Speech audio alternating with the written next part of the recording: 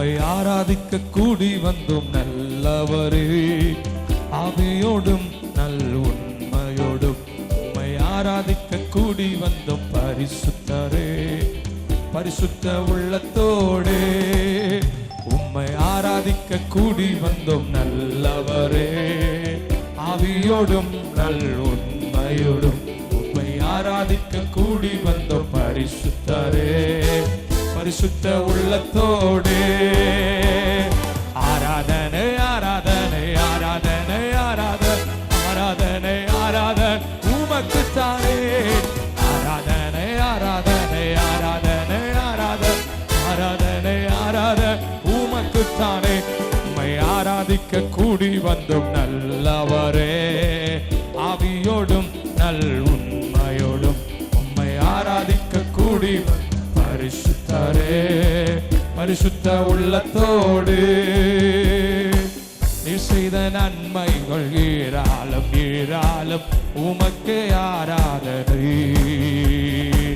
உந்தன் கிருபைகள் தாராளம் தாராளம் உமக்கு ஆராதனை. சொல்லுங்க. நீ செய்த நன்மைகள் ஏராளம் உமக்கு ஆராதனை. உந்தன் கிருபை தாராளம் தாராளம் உமக்கு ஆராதனை.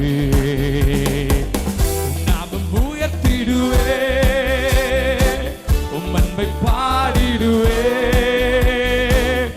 நாமும் உயர்த்திடுவே உம் அன்பை பாடிடுவே. ஆராதனை ஆராதனை ஆராதனை ஆராதனை ஆராதனை ஆராதனை உமக்குத்தானே. ஆராதனை ஆராதனை ஆராதனை ஆராதனை ஆராதனை ஆராதனை உமக்குத்தானே. உம்மை ஆராதிக்க கூடி வந்தோம் நல்லவரே. ஆவியோடும் நல் உண்மையோடும் உம்மை ஆராதிக்க கூடி வந்தோம் பரிசுத்தரே. பரிசுத்த உள்ளத்தோடே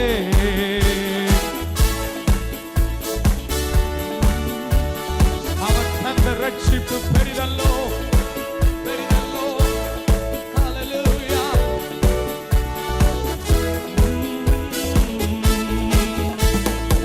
நீ தந்த ரட்சிப்பு பெரிதல்லோ பெரிதல்லோ உமக்கே ஆராதனை. உந்தன் வாலிகள் புதிதல்ல புதிதல்லோ உமக்கே ஆராதனை. சொல்லுமா. நீ தந்த ரட்சிப்பு பெரிதல்லோ பெரிதல்லோ உமக்கே ஆராதனை. உந்தன் வாலிகள் புதிதல்ல புதிதல்லோ உமக்கே ஆராதனை. மகிமை நிறைந்தவரே மாட்சிமை உடையவரே.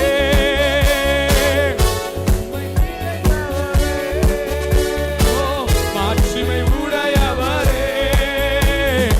ஆராதனை ஆராதனை ஆராதனை ஆராதனை ஆராதனை ஆராதனை உமக்குத்தானே. ஆராதனை ஆராதனை ஆராதனை ஆராதனை உமக்குத்தானே. உம்மை ஆராதிக்க கூடி வந்த நல்லவரே. ஆவியோடும் நல் உண்மையோடும் உம்மை ஆராதிக்க கூடி வந்த பரிசுத்தரே. பரிசுத்த உள்ளத்தோடு நீ தாரும் இன்பம் எல்லாம் நிரந்தாரம் நிரந்தாரம் உமக்கே ஆராதனை. உந்தன் வார்த்தைகள் அதிகாரம் அதிகாரம் உமக்கே ஆராதனை. நிரந்தாரம் உமக்கே ஆராதனை. உந்தன் வார்த்தைகள் அதிகாரம் அதிகாரம் உமக்கே ஆராதனை. உண்மை உள்ளவரே துதிக்கு பாத்திரரே.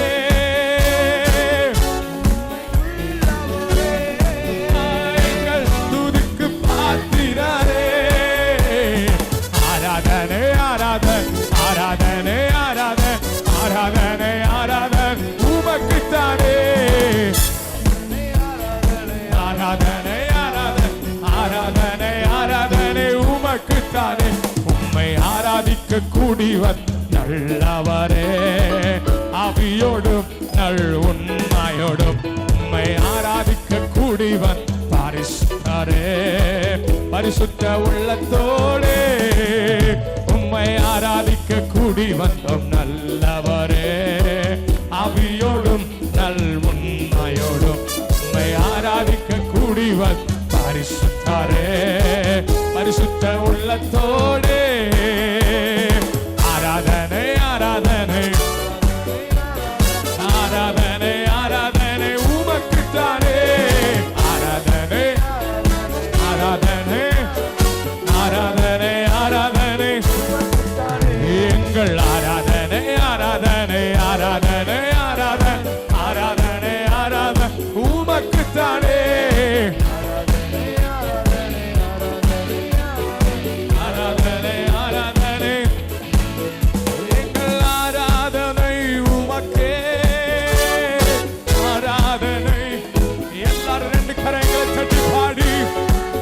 அந்த தேவாதி தேவனே ஆராதனை உமக்கே, ஆராதனை உமக்கே,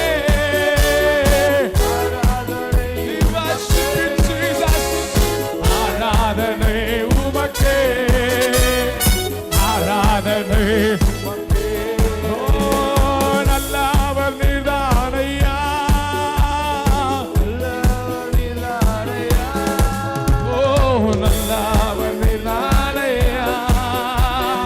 நல்லவர் நீர்தானையா, நல்லவர் நீர்தானையா, நல்லவர்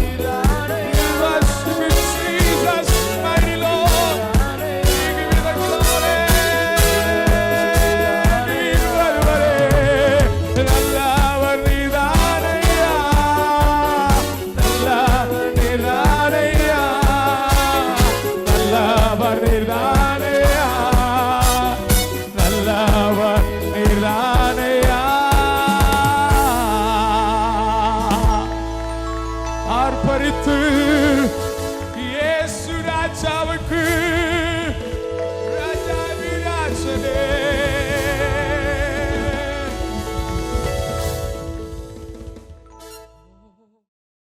இயேசுவை கூட்டத்துக்கு வந்திருக்கிறவங்க ஒவ்வொருவரையும் அப்போஸ்தலர் அக்கினி திருச்சபையின் சார்பில் அன்போடு நாங்கள் வாழ்த்துகிறோம், உங்களை வரவேற்கிறோம். கர்த்தர் உங்களையும் உங்கள் பிள்ளைகளையும் குடும்பங்களையும் கர்த்தர் ஆசீர்வதிப்பாராக. இந்த நாளில் நம் மத்தியில் அன்பு சகோதரர் வெஸ்லி மேக்ஸ்வெல் அவர்கள் இருக்கிறது ஒரு பெரிய ஆசீர்வாதம். நம் மத்தியில் இருந்து இந்த 2 நாளும் கர்த்தருடைய இந்த கனமான ஊழியத்தை நம்மோடு இணைந்து நமக்காக ஆசீர்வாதமாய் நம் மத்தியில் ஆராதனையோடு கர்த்தருடைய வார்த்தையை கொண்டு வருவார்கள். அவர்களை எல்லாரும் கரங்களை தட்டி அன்போடு வாழ்த்தி வரவேற்போம்.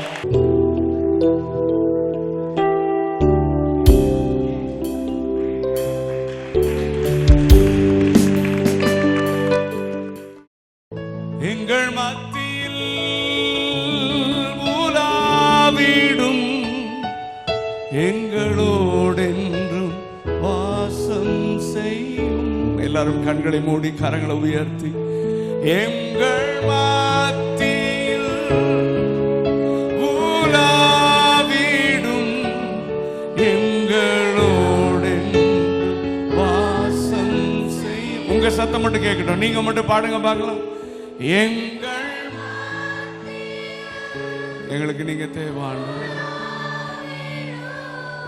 எங்களோடு வாசம் செய். One more time. எங்கள் மத்தியில் எங்கள்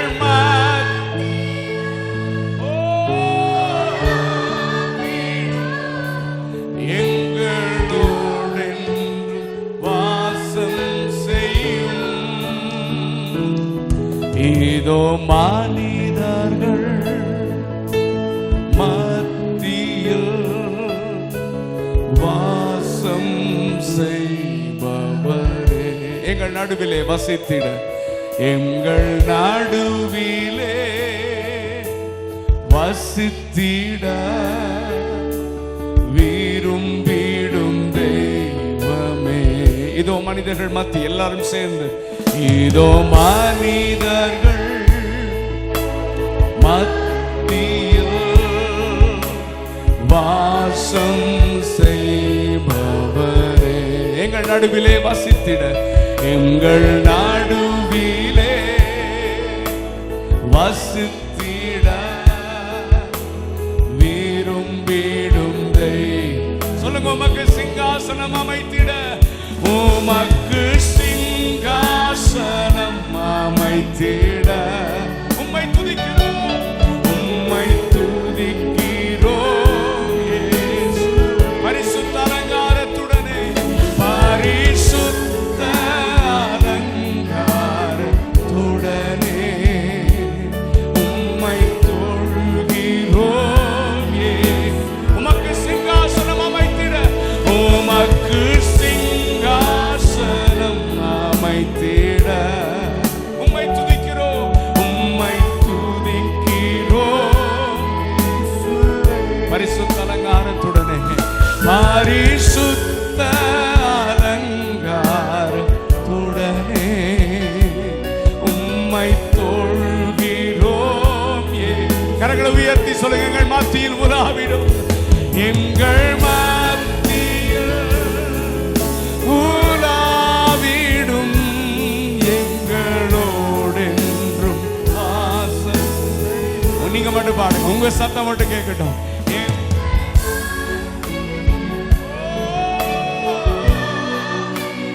உங்க பிரசன்னம் எங்களுக்கு வேணும் ஆண்டவரே.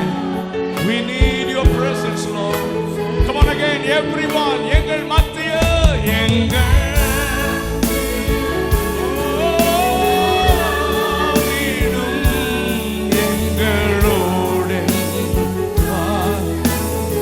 one more time. எங்கள் மத்தியில், எங்கள்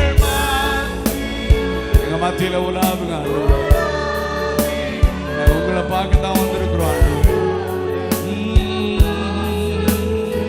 இன்னொரு டைம் பாடலாமா? இதோ மனிதர்கள், இதோ மனிதர்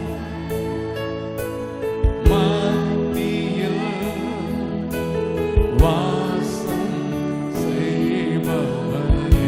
எங்கள் நடுவிலே வசித்திட, எங்கள் நடுவிலே வசித்திட விரும்பிடும் தெய்வமே. இதோ மனிதர்கள், இதோ மனிதர்கள் ஓ மத்தியில் வாசம் செய்பவரே, வாசம் செய்பவரே. எங்கள் நடுவிலே வசித்திட, எங்கள்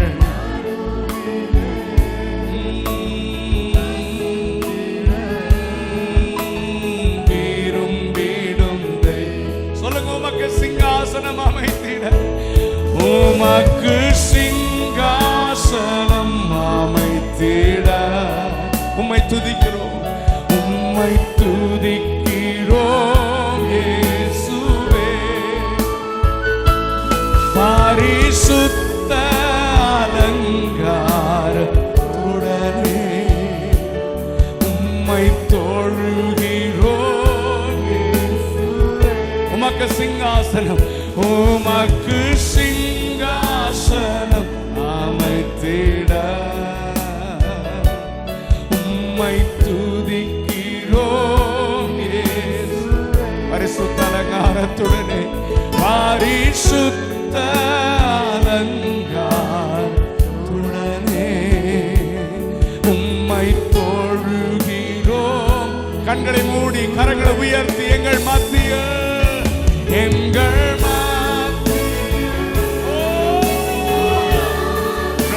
thy presence, Lord.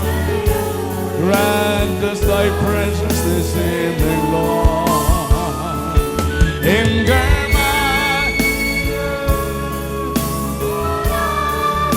உலாவுங்க ஆண்டவரே, உலாவுங்க. எங்களை நிரப்புங்கப்பா, எங்களை நிரப்புங்க. எங்கள் மத்தியில், எங்கள் மத்தியில் உலாவிடும், எங்களோடு நிரப்புங்கப்பா.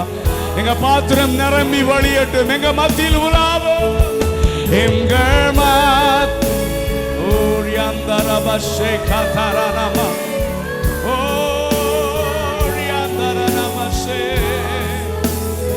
எங்கள் மத்தியில்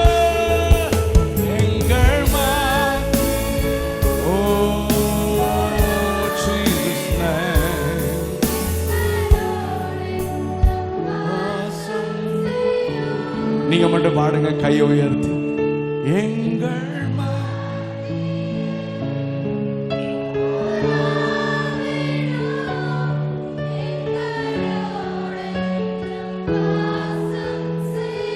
திரும்ப ஒரு விசை கூட. Come on again. Yes Lord.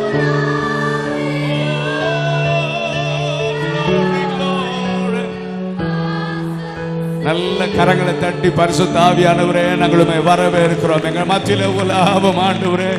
இங்க இருக்கிற ஒருவர் கூட வெறுமையா இருக்க கூடாது. சின்ன பிள்ளைங்க இருந்து பெரியவங்க வரைக்கும் எங்க ஆவி ஆத்துமா சரீரத்தை கர்த்தர் நிரப்புங்க. எங்களை தொடுங்கப்பா.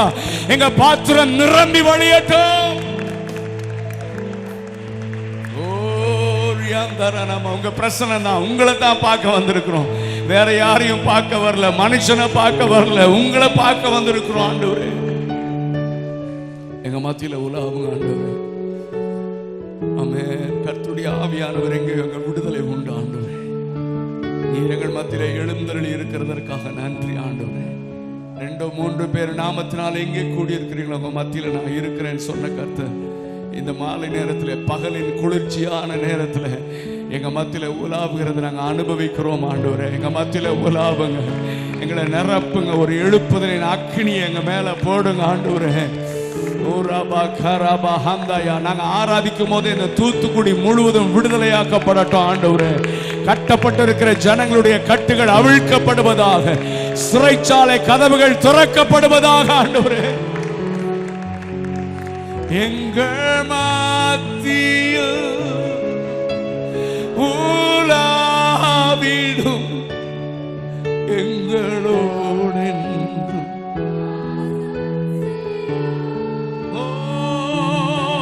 எங்கள்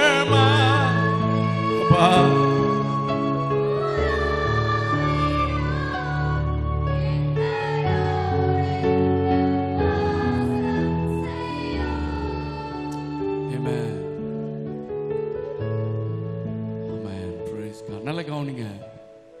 நான் ஸ்ரீலங்கா போனப்போ ஒரு பாஸ்டருடைய மகன் என்ன பார்த்து கேட்டார், பிரதர் நம்ம எப்படி அவருக்கு சிங்காசனம் அமைக்கிறது, நீங்க என்ன பாட்டு எழுதியிருக்கீங்க அப்படின்னு கேட்டார்.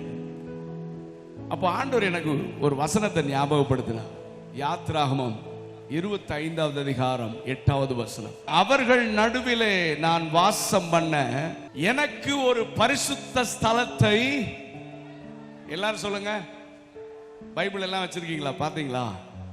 அவர்கள் நடுவிலே நான் வாசம் பண்ண பரிசுத்த ஸ்தலத்தை உண்டாக்குவாயாக. அது அப்படியா?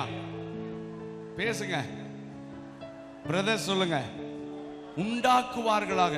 மோசஸ், நான் இவங்களை ஏன் எகிப்தின் அடிமைத்தனத்திலிருந்து, பார்வோனுடைய ஆதிக்கத்திலிருந்து நான் தனியா கூட்டிட்டு வந்தேன் தெரியுமா?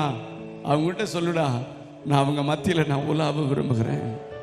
அவர்கள் நடுவில் நான் வாசம் பண்ண விரும்புகிறேன். ஆமென். நிறைய பிசினஸ் டென்ஷன், வேலை பிரச்சனை, குடும்பத்தில் பிரச்சனை, போராட்டம் எல்லாத்தையும் விட்டுட்டு இந்த அப்போஸ்தலிக் ஃபயர் ஃபெலோஷிப்புக்கு இந்த மாலை நேரத்தில் உங்களை தனியாக கூட்டிட்டு வந்ததுக்கு காரணம் ஆண்டவர் சொல்ல, நான் உங்க மத்தியில் உலாவ விரும்புகிறேன். நான் உங்க மத்தியில் நான் உலாவ விரும்புகிறேன். இந்த உலகத்திலிருந்து நம்மை வேறு பிரித்தெடுத்து, சபை என்றாலே பிரிக்கப்பட்ட ஜனம், நம்மை பிரித்து கொண்டு வந்து ஆண்டவர் எகிப்திலிருந்து எப்படி ஜனங்களை பிரிச்சாரோ அப்படி நம்மளை பிரித்து கொண்டு வந்து அவர் சொல்றாரு, நான் உங்க மத்தியில உலாவ விரும்புகிறேன். முழு வேதத்திலும், throughout the Bible, from the Genesis to the Revelation, ஆண்டவர் திரும்ப திரும்ப சொல்றாரு, டே நான் உங்க கூட வாசம் பண்ண விரும்புறேன்டா. ஆமென். ஹல்லேலூயா.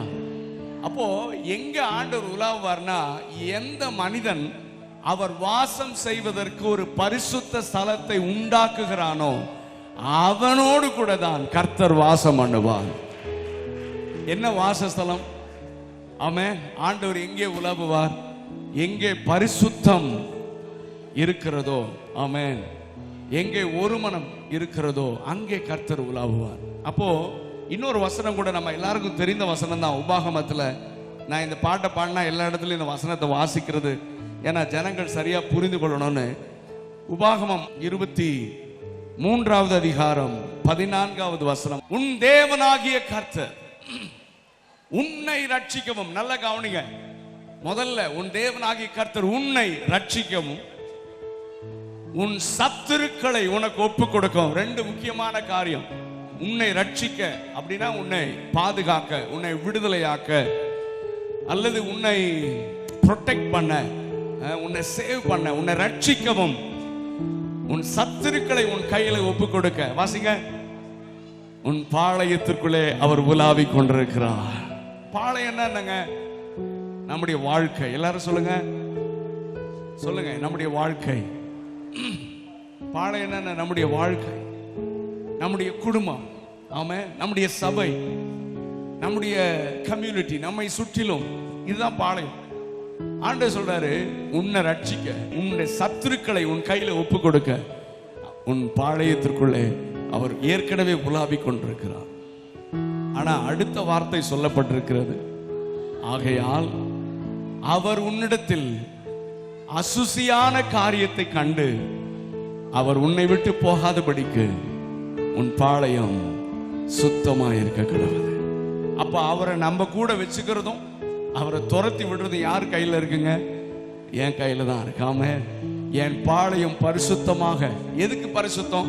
ஒரே ஒரு தான், அவர் என் கூட இருக்கணும். பரிசுத்தம் இல்லாமல் ஒருவனும் அவரை தரிசிக்க முடியாது.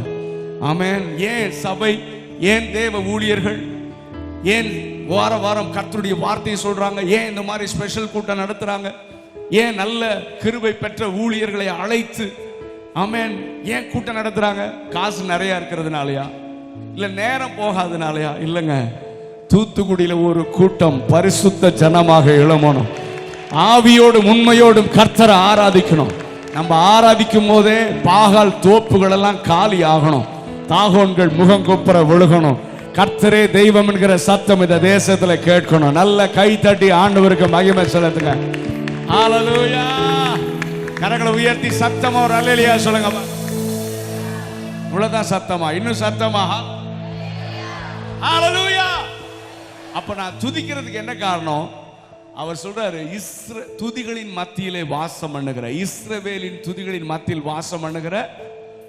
அப்போ துதிகளினாலே நான் அவருக்கு ஒரு சிங்காசனத்தை அமைக்கிறேன், அவர் என் மக்கத்தில் உலாவும். அதுதான் தாவீது சொல்றான், கர்த்தரை நான் எக்காலத்திலும் ஸ்தோத்திரிப்பேன்.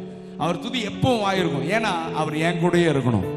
யூதாவுக்கு கர்த்தர் கொடுத்த வாக்குத்தத்தம் என்ன தெரியுமா? அவன் சத்துருக்களின் பிடரியை நான் உன் கையில ஒப்பு கொடுப்பேன். நாம கரங்களை உயர்த்தி ஒரு அல்லேலூயா சொல்லுங்க பார்க்கலாம்.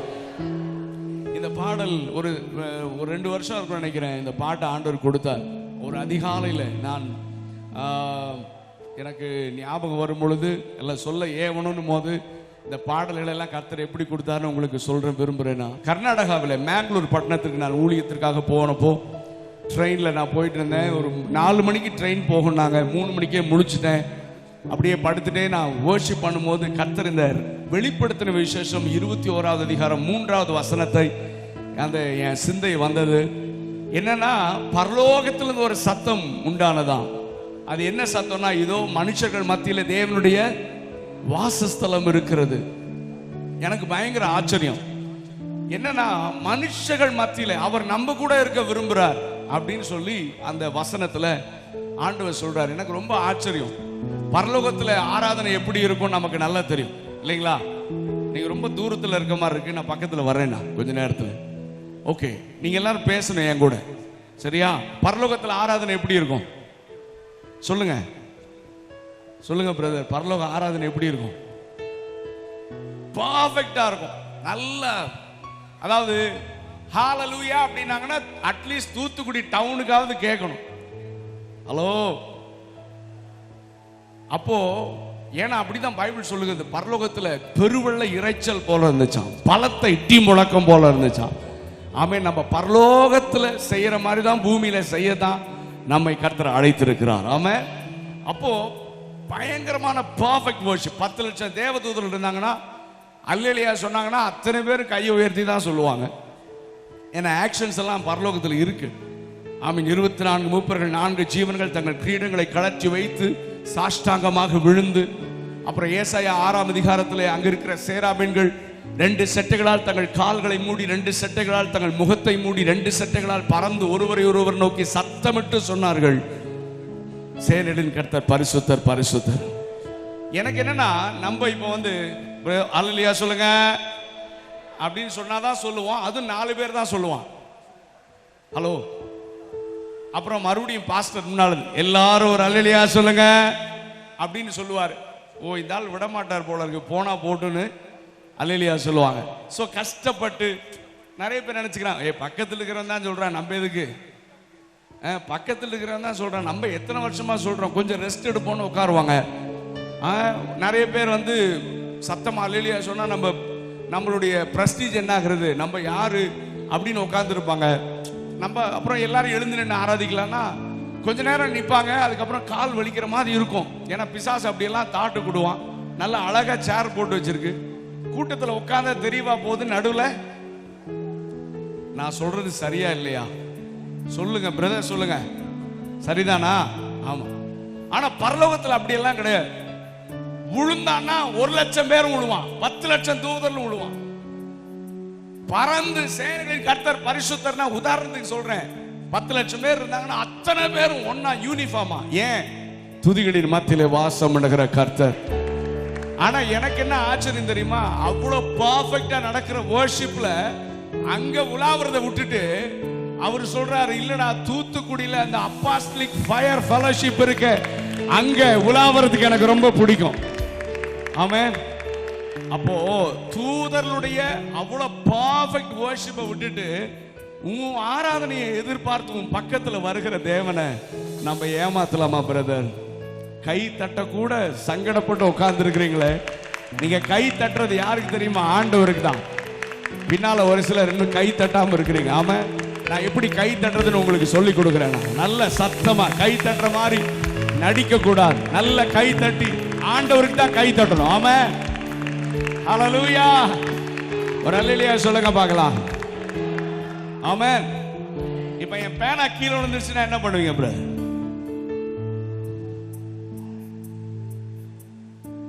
என்ன பிரதர் எடுத்துட்டு போலான்னு பாத்தீங்களா? இது சாதாரண பேனா பிரதர். சரி, இவர் ஓடி வந்து எடுத்து கொடுத்தார்ல, இவருக்கு நான் என்ன சொல்லணும்னு நினைப்பீங்க? சொல்லுங்க பிரதர், என்ன சொல்லணும்னு நினைப்பீங்க? சரி, நான் தேங்க்ஸ் சொல்லல, நான் பாட்டுக்கு வாங்கி வச்சுட்டு பெரிய நான் ஊழியக்காரன்ல வந்தாவா நடத்துறேன். பிரதர் என்னுடைய நண்பர் கார்த்திக் கமாலியல் வராரு. ஆனா என்ன பிரதர், நீங்க உங்களை ஒரு நல்ல மனுஷன் எல்லாத்துக்கும் சொல்லி வச்சிருக்கேன், பார்த்தாலும் டீசெண்டா தான் இருக்கிறீரு. இவர் ஓடி வந்து எடுத்து கொடுத்துறாரு எங்க சர்ச்சில் இருக்கிற பிரதர். அவருக்கு ஒரு தேங்க்ஸ் சொல்லக்கூடாதா? முதல்ல தேங்க்ஸ் சொல்லிட்டு அப்புறம் பாடியான்றாரு. அப்ப அவரு சொன்னதுக்கு அப்புறம் தேங்க்யூ. இப்ப நான் சொன்ன தேங்க்ஸ் நீங்க ஒத்துக்குவீங்களா? பேசுங்க. ஒத்துக்குவீங்களா ஒத்துக்க மாட்டீங்களா? ஏன் ஒத்துக்க மாட்டீங்க? நான் தேங்க்ஸ் சொன்னேன்ல, அப்புறம் ஏன் ஒத்துக்க மாட்டீங்க? சொல்லி தேங்க்ஸ். பாத்தியா? தேங்க்யூ. அவர் சொல்றாரு ஒரே வார்த்தை, யோ நீயாவா சொன்ன? எங்க பிரதர் சொல்லி தானே சொன்ன, அதனால இந்த தேங்க்ஸ சொல்லுங்க, அக்செப்ட் பண்ண. ஒரு அல்லேலூயா சொல்லுங்க பார்க்கலாம். இதை மட்டும் ஆண்டவர் எப்படி அக்செப்ட் பண்ணுவார் நினைக்கிறீங்க? நான் சொன்ன பிறகு தானே சொன்னீங்க. பேசுங்க, இப்ப பேசுங்க, பேசுங்க, சொல்லுங்கயா. இப்ப நான் சொன்ன பிறகு தானே அல்லேலூயா சொன்னீங்க. இப்ப சர்ச்சுக்கு வந்தாலே இப்படி தானே, முன்னால மைக் எடுத்து ஒரு அல்லேலூயா சொல்லுங்க அப்படின்னா தானே சொல்றோம். இது ஆண்டவர் அக்செப்ட் பண்ணுவாரா? இப்ப பதில் சொல்லுங்க ப்ளீஸ். பண்ணுவாரா? பண்ணுவாரா? சத்தியமா பண்ண மாட்டார். ஏன்னா துதிக்கிற துதி யாரோ ஒருவர் சொல்லி வரக்கூடாது. ஆமென். எனக்கு உள்ள இருந்து பொங்கி வர வேண்டும். ஆமென். ஹல்லேலூயா. ஆமென். ஏன் நான் இதை சொல்றேன்னா, இந்த சபை மேல கர்த்தருக்கு ஒரு பெரிய நோக்கம் இருக்கிறத நான் பார்க்கிறேன். இந்த சபை மூலமா இந்த தூத்துக்குடி மாவட்டத்தில் ஒரு பெரிய எழுப்புதலின் அக்கினியை கர்த்தர் பற்ற வைக்க விரும்புகிறார். ஆகவே இந்த கூடாரத்தில் வர்ற ஒருத்தராவது ஆராதிக்காம அமைதியா இருக்கவே கூடாது. ஆமே, நம்ம ஆராதிக்க இந்த பட்டணத்தில் ஏதோ ஒன்று நடந்துட்டே இருக்கு, நடக்கும். ஆமென். சாத்தானுடைய கூடாரம் காலியாகும், கர்த்தருடைய ராஜ்யம் அந்த பட்டணத்திற்கு வரும். ஆமென். ஹல்லேலூயா. அப்ப எப்படி அல்லேலூயா சொல்லணும்ன்றீங்க? இப்ப முன்னால வந்து பாஸ்டர் வர்றாரு மைக் எடுத்துட்டு, ஆமென் இயேசு நல்லவர் அப்படின்னு சொன்னா, இவன் முன்னால் நீங்க வந்து இயேசுவுக்கும் உங்களுக்கு சம்பந்தமே இல்லாத மாதிரி பாப்பீங்க. இயேசு நல்லவர் அப்படின்னு அவரு அப்படி சொல்றாரு, நீங்க அப்படியா அப்படின்ற மாதிரி பாப்பீங்க. ஆனா இயேசுவோடு கூட தொடர்புள்ள ஒரு மனிதன் உட்கார்ந்து இருந்தா, இல்ல அவருடைய உண்மையாவே உயிரோடு இருந்தா, அவருக்குள்ள ஜீவன் இருந்தா, என்னால சும்மா இருக்க முடியாது. நான் உங்களுக்கு தெரியும், ஆனா அகஸ்டின் ஜெபக்குமார் அண்ணன் கூட நிறைய டிராவல் பண்றேன். அவங்க பிரசங்கம் அவங்களோட கூட நான் சவுத் இந்தியா வந்து அவங்களுக்கு ரொம்ப ஹெல்ப் பண்றேன்னு உங்களுக்கு நல்லா தெரியும். அவங்க பிரசங்கம் பண்ணும்போது வார்த்தை வரும்போது, அவர் மட்டும் இல்லை யார் பிரசங்கம் பண்ணாலும் ஒரு வார்த்தை என்ன ஆவியை தொட்டுச்சுன்னா, எந்த இடம் யார் இருக்கிறா எந்த ஸ்டேஜ் நான் பார்க்க மாட்டேன். என்னை மறந்து ஆண்டவரை துதிப்பேன், ஹல்லேலூயான்னுவேன். அப்போ உண்மையா உயிரோடு இருக்கிற ஒரு விசுவாசினா இப்படிதான் ஆராதிக்கணும். இயேசு நல்லவர். இன்னும் பின்னால நிறைய பேர் அவுட்டான கேஸ் உட்காந்துருக்காங்க போல, அவங்களுக்கு இன்னும் விளங்கலையா? ஓகே, நீங்க பார்க்கலாம். இன்னைக்கு 2 நாள் இதுக்கப்புறம் தொடர்ந்து யார் வந்தாலும் சரி, ஆமென், உங்க பாஸ்டர் நடத்தினாலும் சரி, பிரதர் நடத்து, யார், நான் அடிக்கடி சொல்றேன், இப்போ ஆராதனை நடத்துற ஆள் நமக்கு முக்கியம் அல்ல, நாம் யாரை ஆராதிக்கிறோம் என்பதுதான் முக்கியம். நல்ல கைத்தட்டு கொடுங்க இயேசுவுக்கு. ஆமென், ஹல்லேலூயா, ஆமென். இனிமேல் நீங்க அந்த பிராக்டிஸ் பண்ணுங்க, பிராக்டிஸ் பண்ண ஏன்னா ஹல்லேலூயான்னு ஒரு வார்த்தை, அந்த வார்த்தை வந்து தேவனை துதிக்கிற வார்த்தை. ஹல்லேலூயா அப்படின்னு நம்ம எல்லாரும் சேர்ந்து ஆண்டவரை துதிக்கும் போதே இந்த பிசாசுடைய ராஜ்யம் நடுங்கும். எத்தனை பேர் விசுவாசிக்கிறீங்க? இந்த பிசாசுக்கு ஒரு பெரிய தந்திரம் என்னன்னா, நம்ம பாட்டில் ஆராதிக்கவே விட மாட்டான், சத்தம் போட விட மாட்டான். ஏய் சத்தம் போடாதயா, நீ எவ்வளவு பெரிய ஆளு, நீ அப்படியே நேரம் உட்கார்ந்துட்டு இருக்கணும் அப்படியெல்லாம் சொல்லுவான் பிசாஸ். அவனை கேட்டுறாதீங்க. ஆண்டவர் சொல்லுவார், வாயை தரடா, நான் உன்னை நிரப்புவேன், நான் முழு பலத்தோட நான் ஆராதின்னு கர்த்தர் சொல்லுவார். ஆமா, ஒரு அண்ணன் சொன்னார், பீகார்ல இருக்கிற ஒரு அண்ணன், யார் கையெல்லாம் இயேசுவின் ரத்தத்தினால கழுவப்பட்டிருக்குதோ அவங்க மட்டும்தான் அல்லேலூயா சொல்லும் போது கையை உயர்த்தி சொல்லுவாங்கன்னு சொன்னார். புரிஞ்சுதா? யார் கையெல்லாம் சொல்லுங்க, திரும்ப பேசுங்க, இயேசுவின் ரத்தத்தினால கழுவப்பட்டிருக்கோம் அவங்க மட்டும்தான் அல்லேலூயா சொல்லும் போது, மற்றவங்க யாரும் கையை உயர்த்த மாட்டாங்க. நீங்க வேணா பாருங்களேன், ஒரு அல்லேலூயா சொல்லுங்க. அடே அடே அடே, எல்லா கையும் மேல வந்து, நான் வந்து I want to encourage you, உங்களை உற்சாகப்படுத்த விரும்புறேன். நம்ம அதாவது முன்னால இருந்து நான் வெஸ்லி மேக்ஸ்வெல் வந்து வரிசையா பாட்டு பாடுவாரு, நம்ம ரசிக்கலான்றது. கேரளால அப்படிதான் உட்காந்துருப்பாங்க, என்ஜாய் பண்ணுவாங்க அப்படியே, ஓகே.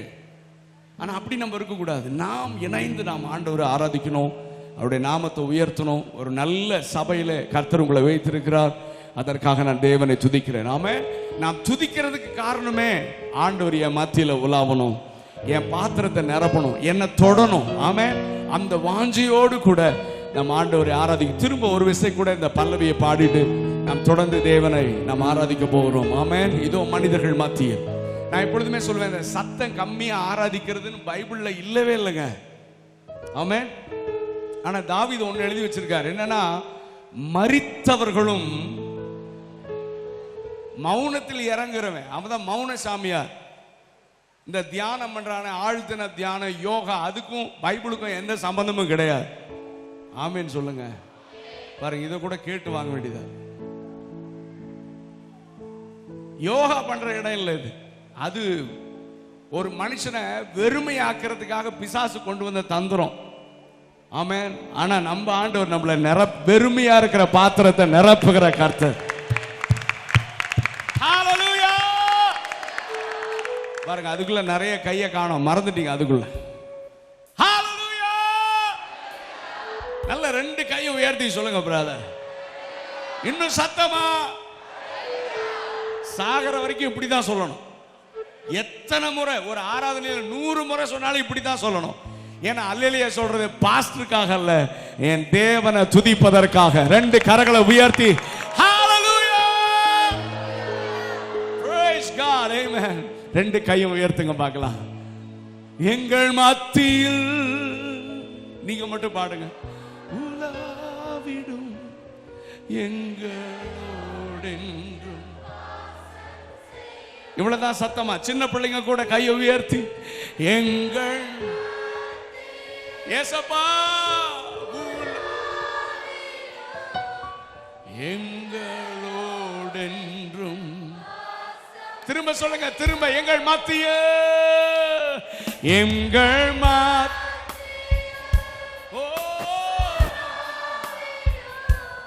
எங்களோடென்றும்.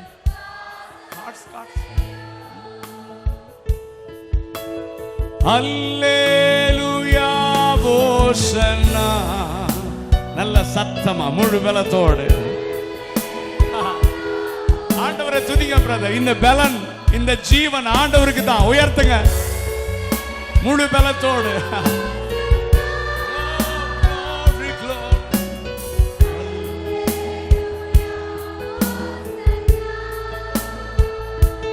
ஓ அல்லேலூயா ஓசன்னா.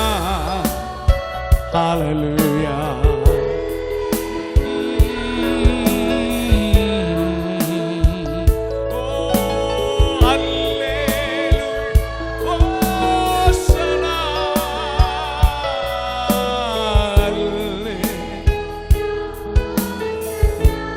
கரங்களை உயர்த்தி ஆராதிங்க.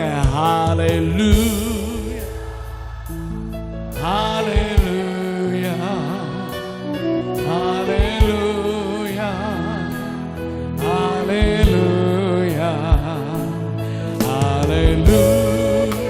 ஓ ஹல்லேலூயா ஹல்லேலூயா ஹல்லேலூயா. நல்ல கரங்களை உயர்த்தி சத்தமா. இவ்வளவுதான் சத்தமா. இன்னும் சத்தமா. Come on. முழு பலத்தோடு.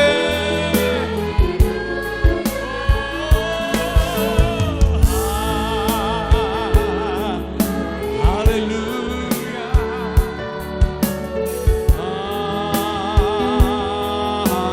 One more time. One more time. Oh.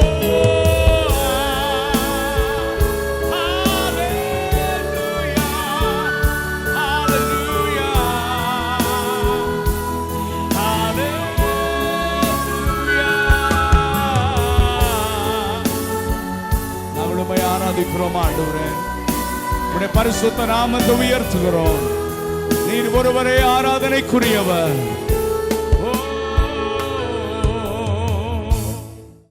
சந்தோஷம் சந்தோஷம் சந்தோஷமே பரலோக சந்தோஷம் சந்தோஷம் அவ சமூகத்தில் சந்தோஷமே. சந்தோஷம் சந்தோஷம் சந்தோஷமே பரலோக சந்தோஷமே.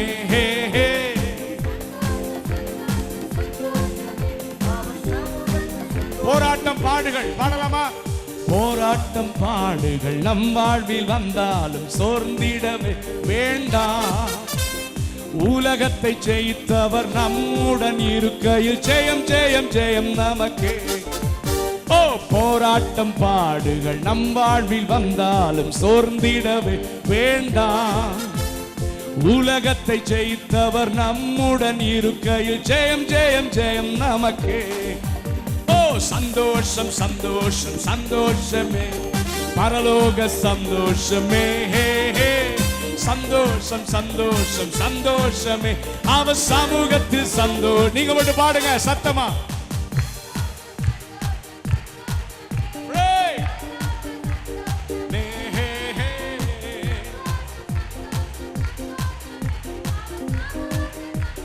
இயேசுவே ஆண்டவர். இயேசுவே ஆண்டவர். இயேசுவே ஆண்டவர். சத்தமா சொல்லுங்க பிரதர். இயேசுவே. திரும்ப சொல்லுங்க. இயேசுவே இயேசுவே. ஹல்லேலூயா. இயேசுவே ஆண்டவர். இயேசுவே ஆண்டவர். நம் இயேசுவை போலவே வேறு ரட்சகர் இல்லையே நம் இயேசுவை போலவே. வேறு ரட்சகர் இல்லையே நம் ரட்சண்ய கண்மலை. அவரே நம் தஞ்சமே, நம் ரட்சண்ய கண்மலை. அவரே நம் தஞ்சமே. ஓ இயேசுவே ஆண்டவர். நாங்கள் உயர்த்துகிறோம் அப்பா. We lift up your holy name. இயேசுவே, இயேசுவே ஆண்டவர். ஓ இயேசுவே ஆண்டவர், இயேசுவே ஆண்டவர். நாம் ஆராதிக்கிற இயேசுதான் ஆண்டவர். இந்தியாவில் இதுதான் பிரச்சனை. இன்னைக்கு தமிழ்நாட்டில் இந்தியாவில் என்ன பிரச்சனை? இயேசுவே ஆண்டவர்னு சொல்லாதீங்கடா, இயேசுவும் ஆண்டவர் சொல்லுங்கடான்றான். யார் என்ன சொன்னாலும் அப்படி சொல்ல முடியாது. அவங்களுக்கு ரொம்ப அன்பா சொல்லணும், ஐயா மேலே வானத்திலும் கீழே பூமியிலும் மனிதரால் ஆராதிக்கப்படத்தக்க ஒரே ஒரு நாமம், உண்மையான தெய்வம், உயிரோடு கூட இருக்கிற தெய்வம், ஆராதனைக்குரியவர் இயேசு ஒருவரே.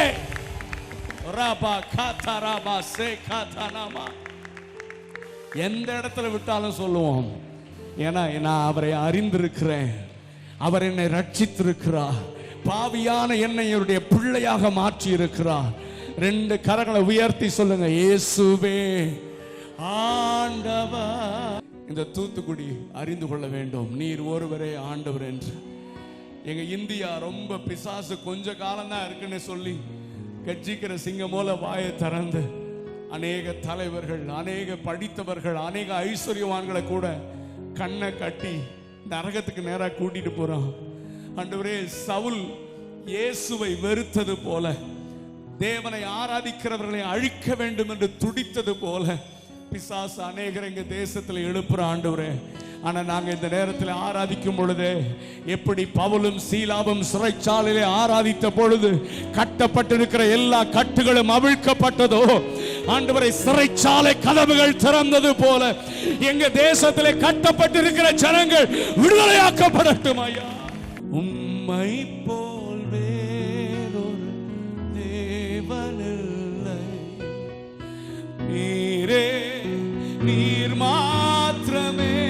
கையை நல்லா உயர்த்தி சொல்லுங்க பிரதர். உம்மை போல் வேறொரு தேவனில்லை, நீரே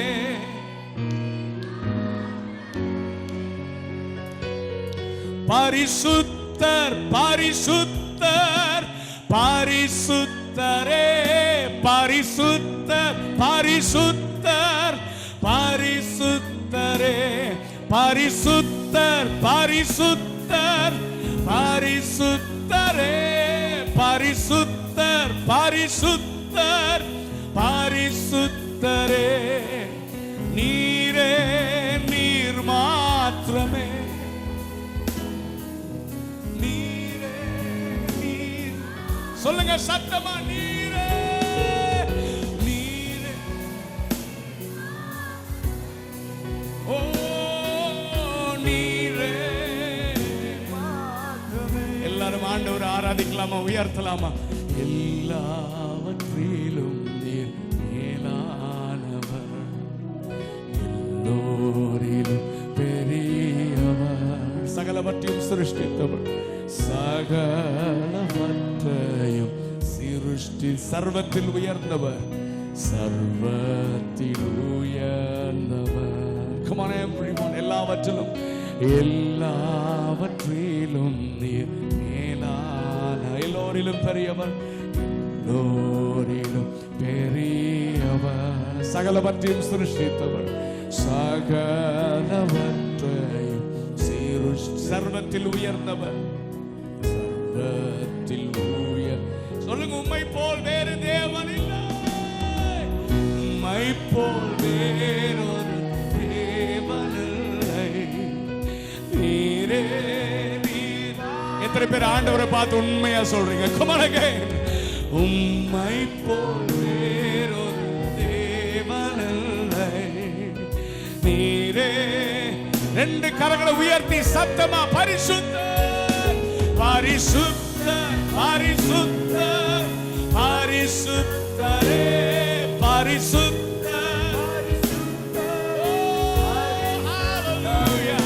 பரிசுத்தர். நாங்களுமே பரிசுத்த நாமத்தை உயர்த்துறாங்க. உயர்த்துங்க பிரதர். அந்த நாமத்தை சொல்லும் போது அந்த நாமத்தில் இருக்கிற வல்லமை நம்மை ஆட்கொள்வதாக. பரிசுத்தர் பரிசுத்தர். திரும்ப திரும்ப சொல்லுங்க, அந்த நாமத்தை உயர்த்துங்க. Lord, we lift up your holy name. Come on again. பரிசுத்த பரிசுத்த. Hallelujah. சொல்லுங்க, நீரே நீரே நீர் மாத்திரமே இயேசுவே.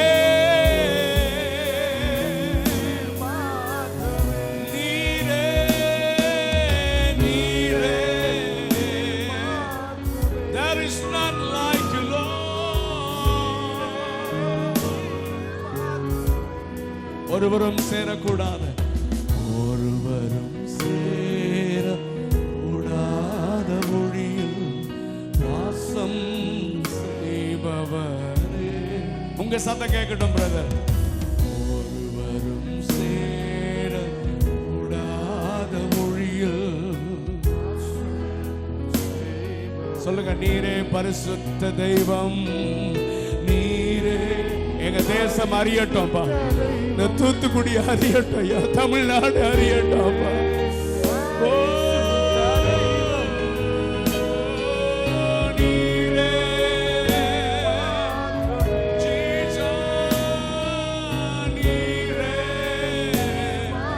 திரும்ப பாடுங்க, ஒருவரும் சேரக்கூடாத வழியில், ஒருவரும் சேரக்கூடாத மொழியில் வாசம் செய்பவரே. ஆண்டவரை பார்த்து சொல்லுங்க பிரதர். ஒருவரும் சேரக்கூடாத மொழியில் வாசம் செய்பவரே. நீரே நீரே பரிசுத்த தெய்வம். ஆண்டவரை பார்த்து எத்தனை பேர் சொல்றீங்க? You alone holy Lord.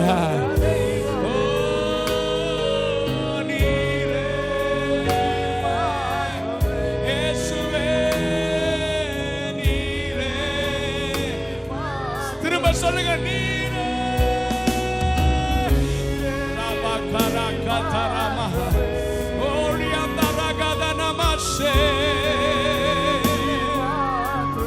கரங்களை உயர்த்தி சொல்லுங்க, பரிசுத்த பரிசுத்த நீர் பரிசுத்த பரிசுத்த நீர் பரிசுத்த. பரலோகத்தில் இதே போல ஒரு ஆராதனை நடக்கிறது. அவர் ஒருவரே பரிசுத்தர்.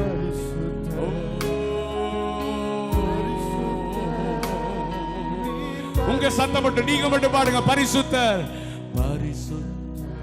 Yes Lord. Amen. திரும்ப ஒரு டைம், திரும்ப ஒரு டைம், one more time. பரிசுத்தர் பரிசுத்தர்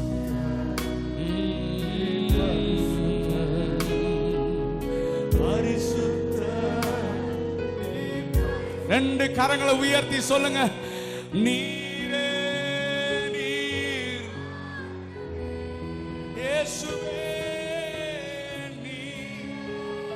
இவ்வளவுதான் சத்தமா? கடைசியா சொல்லுங்க, நீரே நீர். இயேசு ஒருவரே ஆராதனைக்குரியவர், இயேசு ஒருவரே ஆண்டவர். You alone worthy Jesus. இந்த தேசத்தில் இந்த சத்தம் கேட்கப்படட்டும். கர்த்தரே தெய்வம், இயேசுவே ஆண்டவர்.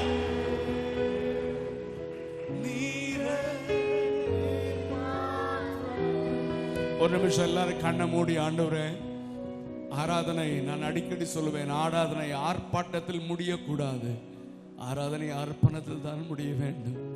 கண்ணை மூடி சொல்லுங்க, ஆண்டவரே பரிசுத்தர்னு ஆராதிக்க கூட்டம் நிறைய இருக்கு, ஆனா பரிசுத்தர வாழ்க்கையில வாழ்ந்து காண்பிக்க தான் எனக்கு ஆட்கள் இல்லை. ஆனா இந்த தூத்துக்குடியில நாங்க ஒரு கூட்டம் இருக்கணும். இந்த அப்போஸ்தலிக் ஃபயர் அசெம்பிளி, இந்த சபையில கூடி வந்த நாங்க சொல்றோம்ப்பா, வாழ்ந்தால் இயேசுவுக்காக, மரித்தாலும் இயேசுவுக்காக. இந்த ஒரே ஒரு வாழ்க்கை பரிசுத்தமா வாழ விரும்புகிறோம். எங்களை பார்க்கிறவங்க இயேசுவை பார்க்கணும் ஆண்டவரே. ஓ ரியாந்தரபஷே, நீரே நீர் மாத்திரமே இயேசுவே நீரே.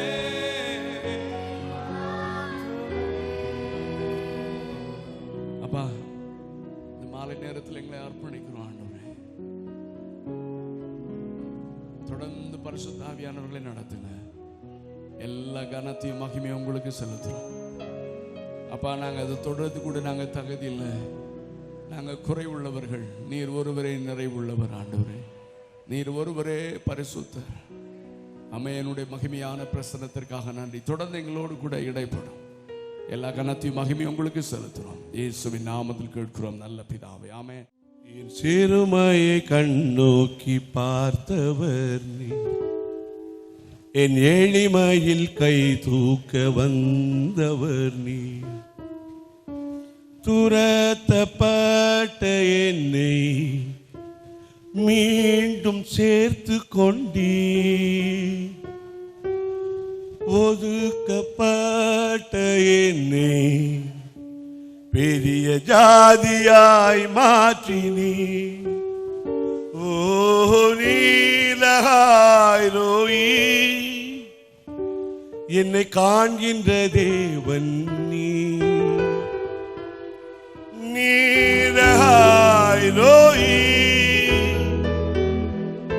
எங்கள் தெய்வன் நீ, முற்றும் நீ.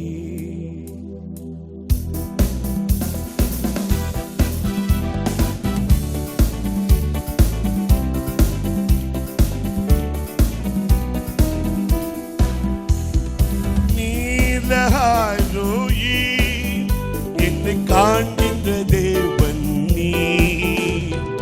நீலகாய் ரோயி, எங்கள் ஜீவன் நீர் முற்றுமே. என் சிறுமையை கண்ணோக்கி பார்த்தவர் நீர், என் எளிமையில் கை தூக்க வந்தவர் நீர். என் சிறுமையை கண்ணோக்கி பார்த்தவர் நீர், என் எளிமையில் கை தூக்க வந்தவர் நீர். துரத்தப்பட்ட என்னை மீண்டும் சேர்த்து கொண்டீர், ஒதுக்கப்பட்ட என்னை பெரிய ஜாதியாய் மாற்றினீர். ஓ நீலகாய் ரோயி, என்னை காண்கின்ற தேவன் நீ. நீலகாய் ரோயி, எங்கள் ஜீவன் நீர்.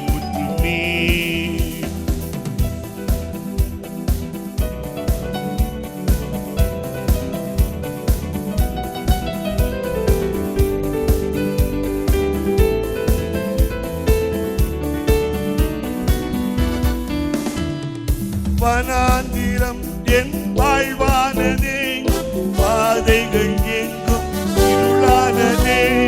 வனாந்திரம் என் வாழ்வானதே, பாதைகள் எங்கும் இருளானதே. எந்த அழுகுரல் கேட்டு நீரூற்றாய் வந்தவரே, எந்த அழுகுரல் கேட்டு நீரூற்றாய் வந்தவரே. நீலகாய் ரோயி, என்னை காண்கின்ற தேவன் நீ. நீலகாய் ரோயி, எங்கள் ஜீவன் நீர் முற்றும் நீ. புறஜாதி என்னை தேடி வந்தீர், சுதந்திரவாளியாய் மாற்றி விட்டீர். புறஜாதி என்னை தேடி வந்தீர், சுதந்திரவாளியாய் மாற்றி விட்டீர். வாக்குத்தத்தம் செய்தீர், நீ சொன்னதை நிறைவேற்றினீர். வாக்குத்தத்தம் செய்தீர், நீ சொன்னதை நிறைவேற்றினீர். நீலகாய் ரோயி, என்னை காண்கின்ற தேவன் நீ. நீலகாய் ரோயி,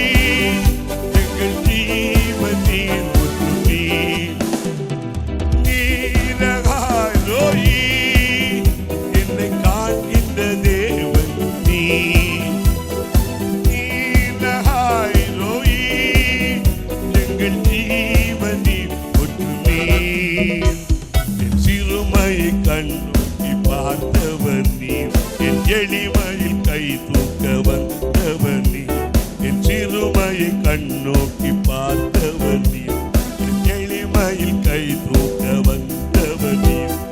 துரத்தப்பட்ட என்னை மீண்டும் சேர்த்து கொண்டீர், ஒதுக்கப்பட்ட என்னை பெரிய ஜாதியாய் மாற்றினீர். நீலகாய் ரோயி, என்னை காண்கின்ற தேவன் நீ. சொல்லுங்க, நீலகாய் ரோயி, எங்கள் ஜீவன் நீ முற்று நீ. நீலகாய் ரோயி, என்னை காண்கின்ற தேவன் நீ. நீலகாய் ரோயி,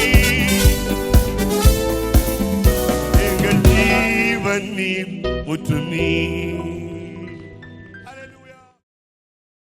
இந்த மாலை நேரத்தில் எங்களோடு இருப்பதில் நான் மிகுந்த மகிழ்ச்சி அடைகிறேன். என்னை அன்போடு கூட அழைத்ததான என்னுடைய அருமையான நல்ல நண்பர், அருமையான சகோதரன் கார்த்திக் கமாலியன் அவர்களுக்காக நான் தேவனை நன்றி செலுத்துகிறேன். நீண்ட ஆண்டுகளாக எங்களுக்கு நல்ல பழக்கம் இருக்கிறது. ஒருவேளை அடிக்கடி நாங்கள் சந்திக்காவிட்டாலும் ஆமேன் ஊழியத்தில் கர்த்தர் எங்களுக்கு ஒரு மனதையும் ஆமேன் ஒருவருக்கொருவர் நாங்கள் கர்த்தர் ஞாபகப்படுத்தும் பொழுது ஜெபிக்கவும், ஊழியங்களை குறித்து நாங்கள் கேள்விப்படவும், ஆண்டவரை துதிக்கவும் கர்த்தர் எங்களுக்கு அனுக்கிரகம் செய்திருக்கிறார். உங்களோடு கூட இணைந்து ஆமேன் ஆண்டவருக்கு மகிமை செலுத்த கர்த்தர் கொடுத்த சந்தர்ப்பத்திற்காக நான் தேவனை நன்றி செலுத்துகிறேன். ஆமேன். அவங்க ஒரு சரணத்தை பாடினாங்க, புறஜாதி எங்களை அழைத்து உம்முடைய சுதந்திரமாக மாற்றினீர் ஆண்டவரே. ஆண்டவரே, நாங்கள் புறஜாதிகள் தான், ஆனால் அழைக்கப்பட்டவர்கள், தெரிந்து கொள்ளப்பட்டவர்கள் உம்முடைய அழைப்பை நிராகரித்ததினாலே ஒதுக்கப்பட்ட எங்களை உம்முடைய சுதந்திரமாக மாற்றினேன். ஹல்லேலூயா. நான் சின்ன வயசுல பார்த்த சபை, அதாவது சபை ஆதி நிலைக்கு வரணும்னா நான் வசனம் பிரசங்கியார்கள் வந்து பேசுவாங்க. நிறைய எங்க சர்ச்சுக்கு வர்ற ப்ரீச்சர்ஸே யாரு தெரியுமா? சாம் சுந்தரம் ஐயா, இப்ப இறந்துட்டாங்களே அவங்க. பாஸ்கர் தாசன் ஒருத்தங்க சென்னையில் இருந்தாங்க, international speaker, beautiful man of God அவங்க. அப்புறம் ஆலங்குளத்துலேருந்து பாஸ்டர் சாமியல்னு ஒருத்தவங்க வருவாங்க. ஆலங்குளம் சாமியல்னா பயங்கர ஃபேமஸ். உங்களுக்கு தெரியுமா தெரியல, அப்படியே பயங்கரமான ப்ரீச்சர். அவங்கெல்லாம் வந்து ப்ரீச் பண்ணும்போது ஒரு வார்த்தை சொல்லும் போது ஆமேன், இந்த மாதிரி ஒரு வசனம் வரும்போது ஜனங்கள் அப்ப இருந்த சபை ஆமேன் ஹல்லேலூயா அப்படின்னு கை தட்டி ஆவியில நிறைந்த இந்த வார்த்தையை ரிசீவ் பண்ணி கர்த்தருக்கு மகிமை செலுத்துற அந்த துடிப்புள்ள சபையை நான் பார்த்திருக்கிறேன். இந்த அப்போஸ்தலிக் ஃபயர் அசெம்பிளி சபை ஆமேன் ஆதி சபையின் நிலைமைக்கு திரும்ப வேண்டும் என்று கர்த்தர் விரும்புகிறார். ஆமேன் ஆமேன் ஹல்லேலூயா. வசனம் வரும்போதே அதை ரிசீவ் பண்ணணும். ஆமேன் ஆமேன். கர்த்தர் தான் பேசுறார். இங்க நாங்க ஊழியர்கள் நாங்க முன்னால மைக்க பிடிச்சு நின்னாலும் உங்களோட பேசுறது கர்த்தர் தான். இங்க வெஸ்லி அல்ல, ஒரு கழுதை நின்னா கூட கர்த்தர் உங்களோட பேசுவார். ஆமேன். நாங்க அவரை சுமக்கிற கழுதைகள் தான். ஒருவேளை வெஸ்லி மேக்ஸ்வெல் பேசுறார், பிரதர் கார்த்திக் கமாலியல் பேசுறாருலாம் நீங்க சொன்னீங்கன்னா ஏமாந்துருவீங்க. ஆமேன். கர்த்தர் எங்கள் மூலமாக உங்களோடு கூட பேசுகிறார். இதுதான் உண்மை. ஆமேன். ஆகவே கர்த்தருடைய வார்த்தையை நீங்க ரிசீவ் பண்ணும் போது அவரை மகிமைப்படுத்திட்டே இருக்கணும். ஆமேன். இந்த கடைசி, அதாவது இந்த கடைசி நாட்களில் ரெண்டு முக்கியமான காரியம் எல்லா கூட்டத்திலும் சொல்லுவேன். நான் அநேக செய்திகளை நான் யோசித்து ஜெபித்து கொண்டிருந்தேன். ஆனால் இந்த ஸ்பெசிபிக்காக அந்த வார்த்தையை இந்த மாலை நேரத்தில் பேசுவதற்கு நான் ஆவியானவர் ஏவனதுனால இவங்களோடு கூட பேச விரும்புகிறேன். அதாவது கிறிஸ்தவத்தின் முதுகெலும்பு என்று நான் சொல்லுவேன். எல்லா கூட்டங்களும் எல்லா ஓப்பன் ஏர்லையும் நான் சொல்றது வழக்கம், எந்த இடத்துல சான்ஸ் கிடைச்சாலும். ஏன்னா அதுதான் உண்மை. கிறிஸ்தவத்தின் முதுகெலும்பு ரெண்டு முக்கியமான காரியம். ஒன்று, நம்முடைய ஆண்டவராய் இயேசு மரணத்தை ஜெயித்து 3ஆம் நாளிலே உயிரோடு எழுந்தார். ஹல்லேலூயா. இரண்டாவது, அவர் ஒருவரே பரிசுத்தமுள்ள தெய்வம். ஆமென். இது ரெண்டையும் இந்த இந்தியாவில் உலகம் முழுவதிலும் வேற எவனும் கிளைம் பண்ண முடியாது, சொல்ல முடியாது. ஏன்னா நிறைய மகான்கள், மகாத்துமாக்கள், நிறைய அவதாரங்கள் என்று சொன்னவர்கள் தோன்றினார்கள். ஆனால் ஒரு நாள்ல செத்தான், அவனை மூடி மேல பில்டிங்கே கட்டிட்டான். ஏன்னா திறந்த நாருன்னு சொல்லி. ஆனா முழு உலகத்திலும் இயேசுடைய கல்லறை மட்டும் இன்றைக்கும் திறந்து வைக்கப்பட்டிருக்கிறது. ஏனென்றால் இயேசு மரணத்தை ஜெயித்து 3ஆம் நாளிலே உயிரோடு கூட எழுந்தார். நல்ல கை தட்டி ஆண்டவரை மகிமைப்படுத்துங்க. ஹல்லேலூயா. இந்த மாலை நேரத்தில் செத்து போன ஒரு தெய்வத்தை நான் பேசவில்லை. மரித்தேன், ஆனாலும் இதோ சதா காலங்களிலும் உயிரோடு கூட இருக்கிறேன் என்று மரணத்தையும் பாதாளத்தையும் ஜெயித்து உயிர்த்தெழுந்த இயேசுவை குறித்து நான் பேசுகிறேன். இரண்டாவதாக, அவர் ஒருவரே பரிசுத்தர். ஆமென். இதை எவனும் மறுக்க முடியாது. அது யார் வேணா இருக்கும். அது ஐஎஸ்ஐஎஸ் தீவிரவாதியா இருக்கட்டும், நம்ம தேசத்தில் இருக்கிற இயக்கங்களா இருக்கட்டும், அது நம்ம பிரைம் மினிஸ்டரா இருக்கட்டும், ஒபாமாவா இருக்கட்டும், ஹூஎவர் மேபி, எல்லாருக்கும் தெரியும் இயேசு ஒருவர் தான் பரிசுத்தமுள்ள ஆண்டவர். ஆமென். இயேசு ஒருவரே பரிசுத்தர். பாவம் அறியாதவர், பாவத்தை வெறுக்கிறார், ஆனால் பாவியை நேசிக்கிறார். இதை மட்டும் இந்திய ஜனங்கள் புரிஞ்சுட்டாங்கன்னா போதும். எல்லாரும் சொல்லுவாங்க, என்னடா நீங்க மைக்க பிடிச்சா பாவி பாவின்னு கத்துறீங்களே. ஆமென். பைபிள் சொல்லுகிறது, எல்லா மனிதரும் பாவம் செய்து கெட்டு போனார்கள், ஆனால் மனுக்குலத்தை வெறுக்கவோ தண்டிக்கவோ இயேசு வரவில்லை. மன்னித்து திரும்ப மீட்டெடுத்து தம்முடைய பிள்ளைகளாக மாற்றுவதற்கு இயேசு ஒருத்தரை கூட, ஆமென், ஒருவேளை பாஸ்டரை அடிக்கலாம், சபையை அழிக்கணும்னு நினைக்கலாம், ஒருவேளை அநேகரை தேவனுக்கு விரோதமாக சவலை போல எழும்பலாம். நான் சொல்றேன், ஐஎஸ்ஐஎஸ் தீவிரவாதிகளை கூட இயேசு நேசிக்கிறார். என்றால் அவர்களுக்காகவும் தன்னுடைய ரத்தத்தை சிந்தி இருக்கிறார். ஒரு நாள் அவர்களும் ரட்சிக்கப்படுவார்கள். இயேசுவே ஆண்டவர் என்கிற சத்தம் ஈராக்ல, சிரியால கேட்கும், முழு உலகத்திலும் கேட்கும். ஏன்னா பைபிள் சொல்லுகிறது, every knee shall bow and every tongue confess that Jesus Christ is Lord. இயேசு ஒருவரே ஆண்டவர் என்கிற சத்தம் கேட்கும். ஆனா எதற்காக சபை என்றால், இந்த ரெண்டு காரியத்தையும் இந்த தூத்துக்குடியில நிரூபிப்பதற்காகத்தான் கர்த்தர் சபையை ஏற்படுத்தி இருக்கிறார். ஆமென். சபை என்றால் வந்து நம்ம எல்லாரும் என்ஜாய் பண்ற இடம் அல்ல. நானும் பிரதர் கார்த்திக் கமாலியலும் இன்னைக்கு நிறைய காரியங்களை குறித்து கொஞ்சம் கொஞ்சம் பேசிட்டு இருந்தோம். பாருங்க, இங்க சபைக்கு நிறைய வாசல் இருக்கு. சபை என்பது வந்து என்ஜாய் பண்ணிட்டு அப்படியே உட்கார்ந்து இருக்கிற இடம் அல்ல. நான் எப்பொழுதுமே சொல்றேன், சபை என்பது ஏன் கூடி வர்றோம்னா, இந்த பேட்டரி, நான் இங்க வந்தேன், நான் என்னோட மொபைல் எடுத்துட்டு வந்தேன், கடைசி நேரத்தில் என் சூட்கேஸ்ல சார்ஜர் எடுத்து வச்சேன். கடைசியா இன்னொரு ஒரு காரியத்தை வைக்கிறதுக்காக சூட்கேஸ் திறந்து சார்ஜர் எடுத்து பெட்ல வச்சேன், மறந்துட்டு வந்தேன். நான் காலையில் வந்தோடனே பிரதர்கிட்ட கேட்டேன், எனக்கு சார்ஜர் கிடைக்குமா, ஏன்னா யூஸ் பண்ணணும். அப்போ அவர் சொன்னார், எங்க வீட்டில் ஒரு சார்ஜர் இருக்கு, நான் கொடுக்குறேன், யூஸ் பண்ணுங்க. ஸோ சார்ஜ் போட்டு நான் இன்னைக்கு பகல்ல அந்த மொபைலை யூஸ் பண்ணேன். ஸோ அதே போல சபைக்கு நாம் ஏன் வர்றோம், ஏன் இந்த ஸ்பெஷல் மீட்டிங்ஸ்? நிறைய பேர் சொல்லுவாங்க, கார்த்திக் கமாலியல் அவருக்கு நிறைய காசு இருக்கு, சும்மா எல்லாத்தையும் கூப்பிட்டு மீட்டிங் நடத்துறார். எதுக்கு கூட்டம், எதுக்கு சண்டே சர்வீஸ்னா, நம்ம சார்ஜ் எல்லாம் இழந்து ரொம்ப சோர்ந்து டயர்டாகி சர்ச்சுக்கு வந்து எல்லாரும் சேர்ந்து ஆராதிக்கும் போது நமக்குள்ள புது பலன் உண்டாகிறது. திரும்ப நல்லா சார்ஜ் ஆகி வெளியே போய் இந்த இயேசுவை நாம் நிரூபிக்க வேண்டும். இயேசு உயிரோடு கூட இருக்கிறார் என்பதையும், இயேசு பரிசுத்தர் என்பதையும் நிரூபிக்க வேண்டும். அதற்காகத்தான் சபை, அதற்காகத்தான் நாம் கூடி வந்திருக்கிறோம். இந்த மாலை நேரத்தில் நான் ஒரு வேத பகுதியிலிருந்து ஒரு சில காரியங்களை மிக தெளிவாக நான் உங்களோடு கூட பேச போகிறேன். ஒருவேளை நீங்கள் ஏற்கனவே கேட்டிருந்த வார்த்தைகளாக கூட இருக்கலாம். ஆனால் இந்த மாலையிலே இங்கு இருக்கிற ஜனங்களோடு கூட கர்த்தர் பேச விரும்புகிறார். அதற்கு ஆதாரமாக ஒரு வசனத்தை வாசிக்கலாம். யோவான் எழுதின சுவிசேஷம் 1வது அதிகாரம் 11வது வசனம். John the Gospel chapter 1 verse 11. அவர் தமக்கு சொந்தமானதிலே வந்தார். அவருக்கு சொந்தமானவர்களோ அவரை ஏற்றுக்கொள்ளவில்லை.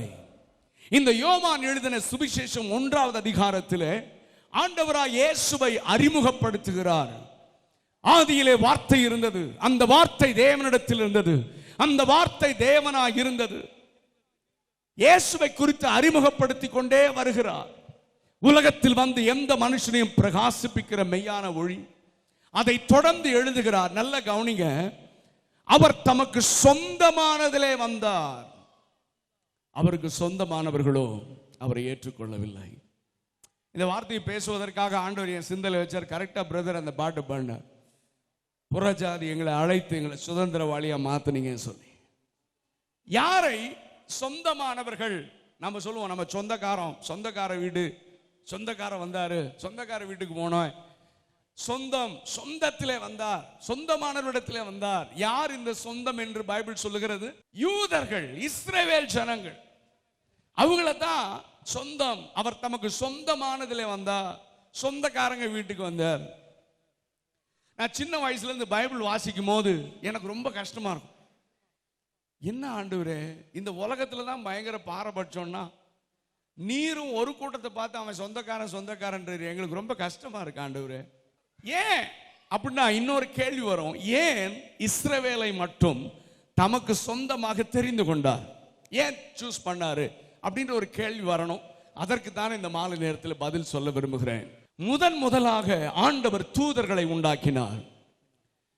ஆண்டவர் எதற்காக தூதர்களை உண்டாக்கினார்னா, தூதர்கள் நிறைய டிபார்ட்மெண்ட், அதுல பெரிய டிபார்ட்மெண்ட் அவரை ஆராதிப்பதற்காக ஆண்டவர் உண்டாக்கி பரலோகத்திலே அவர் இருக்கிற அந்த ஸ்தானத்திலேயே அவர்களை வைத்து அவர்களை ஆராதிக்க வைத்தார். ஆராதனை நடத்துவதற்கு ஒரு தலைவன், அவன் பேர் லூசிபர். அவன் கிருபைகளை ஆண்டவர் கொடுத்தார். நான் அடிக்கடி சொல்வேன், ஆண்டவரே மனிதனை எங்களையாவது பூமியின் மண்ணிலிருந்து உருவாக்குனீங்க, ஆனா தேவ தூதர்களை out of nothing God created angels, ஒன்றுமில்லாமையிலிருந்து தூதர்களை உண்டாக்கினார். அவர்களுக்கு கிருபைகளை கொடுத்தார், தாளந்துகளை கொடுத்தார். பரலோகத்திலே ஆராதனை கூடாரத்திலே ஆண்டவர் சிங்காசனத்திற்கு அருகிலேயே அவர்களை வைத்து தேவனை ஆராதிக்கிற ஒரு கூட்டமாக அவர்களை ஏற்படுத்தினார். ஆனால் நான் உன்னதமானவருக்கு ஒப்பாவேன், அவருக்கு மேலாக என்னுடைய ஸ்தானத்தை உயர்த்துவேன் என்கிற பெருமை அவனுக்குள்ளே வந்தவுடனே அவனோடு கூட சேர்ந்து கலகம் பண்ணின ஒரு பெரிய தேவ தூதர் கூட்டத்தையும் அவனையும் ஆண்டவர் கீழே தள்ளிவிட்டார். பெருமையுள்ளவனுக்கு கர்த்தர் எதிர்த்து நிற்கிறார், தாழ்மையுள்ளவர்களுக்கோ கிருபை அளிக்கிறார். ஆமென். இந்த எனக்கு இன்னும் யோசித்து பார்க்கிறேன், எனக்கு இது விடையே கிடைக்கல. அந்த பரிசுத்தமான இடத்துல இவனுக்கு எப்படி இந்த தாட் வந்தது, எப்படி இந்த பெருமை வந்தது? இவனுக்கு என்னன்னா, நான் எவ்வளவு நாள் அவரை துதிச்சுட்டே இருக்கிறேன், என்ன யாராவது இப்படி பிரைஸ் பண்ண நல்லா இருக்கும். இந்த எண்ணம் வந்துச்சுன்னா லூசிபர் இருந்து வருதுன்னு அர்த்தம். ஆமென். நம்ம யாரும் இந்த உலகத்துல பிரைஸ் பண்ண வேண்டாம். அப்படியே பிரைஸ் பண்ணாலும் அது உண்மையான பிரைசிங்கா இருக்காது. ஆமென். நம்மளை ஒருத்தர் கனம் பண்றதுக்காக காத்து கொண்டிருக்கிறார். பரலோகத்திற்கு நம்ம போகும் பொழுது நம்மை கரம் தட்டி வரவேற்று நம்மை கனம் பண்ணுகிற நல்ல தகப்பன் நமக்கு ரிவார்ட் கொடுக்க காத்து கொண்டிருக்கிறார். நல்ல கவனிங்க, இந்த தேவதூதர் கூட்டம் அவரை ஏமாற்றி விட்டார்கள். நான் சொல்லுகிற இந்த வார்த்தையை கவனியுங்கள். தேவதூதர் கூட்டம், ஒரு பெரிய தேவதூதர் கூட்டம் ஆண்டவரை ஏமாற்றி விட்டார்கள்.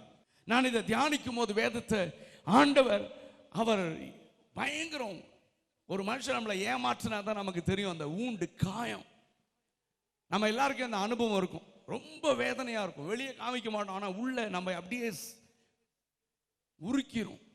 ஏமாத்திட்டானே, நம்பி ஏமாத்திட்டேமே, இவ்வளவு நம்பி இருந்தனே, அவன் என்னை ஏமாத்திட்டானே, அடும்போது ரொம்ப பெயினா இருக்கும், ரொம்ப காயம், அது ஆறவே ஆறாது, ரொம்ப நாள் இருக்கும்.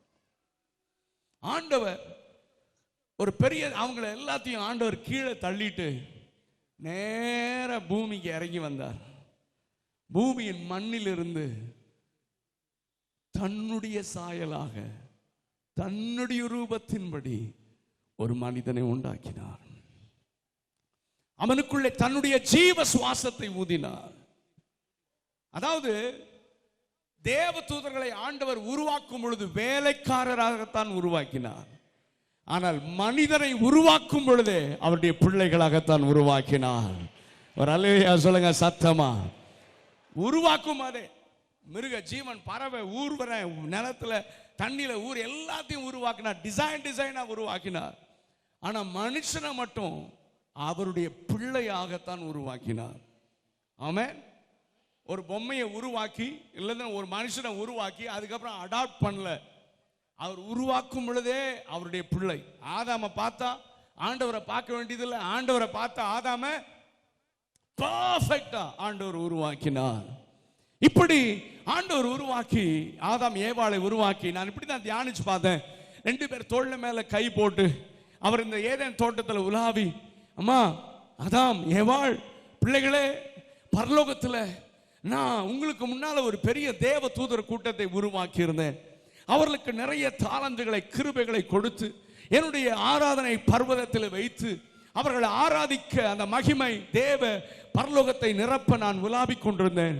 ஆனால் ஒரு பெரிய தேவ தூதர் கூட்டம் என்னை ஏமாற்றி விட்டார்கள். இப்பொழுது நான் உங்களை உருவாக்கினதற்கு காரணம், இனிமேல் நீங்கள் தான் என் பிள்ளைங்க, நீங்க தான் என்னுடைய ஜனங்கள், நீங்க தான் என்னுடைய துதியை சொல்லி வரணும். என்னை ஆராதிக்கிறதுக்காகவே நான் உங்களை தெரிந்தெடுத்திருக்கிறேன். நம்மளை உருவாக்கினதே ஆராதிக்க தான். பூமியில் நம்ம வச்சிருக்கிறதே அவரை உயர்த்த தான். செத்து போனா பரலோகம் போய் இதே வேலை தான் செய்ய போறோம். ஆண்டவரை நித்தியமாக தூதர்களோடு கூட சேர்ந்து ஆராதிக்க போகிறோம். நல்ல கரங்களை தட்டி ஆண்டவருக்கு மகிமை செலுத்துங்க பார்க்கலாம். ஹalleluya. ஆண்டவர் அவர்களை எதிர்பார்ப்போடு கூட ஆண்டவர் bless பண்ணார், ஆசீர்வதித்தார். என்ன ஆசீர்வதித்தார்? ஆதியாகமம் 1வது அதிகாரம் 28வது வசனத்தில் ஆண்டவர் மனிதனை 4 விதமான ஆசீர்வாதங்கள், நீங்கள் பலுகி பெருகி நீங்கள் பூமியை நிரப்பி அதை கீழ்ப்படுத்தி அதை ஆண்டு கொள்ளுங்கள். 4 விதமான ஆசீர்வாதங்கள். இந்த 4 ஆசீர்வாதங்களையும் நம்ம வேதத்தில் தனித்தனியா நீங்க தியானிச்சு பாருங்க. நான் ஒரு சில சபைகளில் பேசியிருக்கேன், 4 நாட்கள் பேசியிருக்கேன்.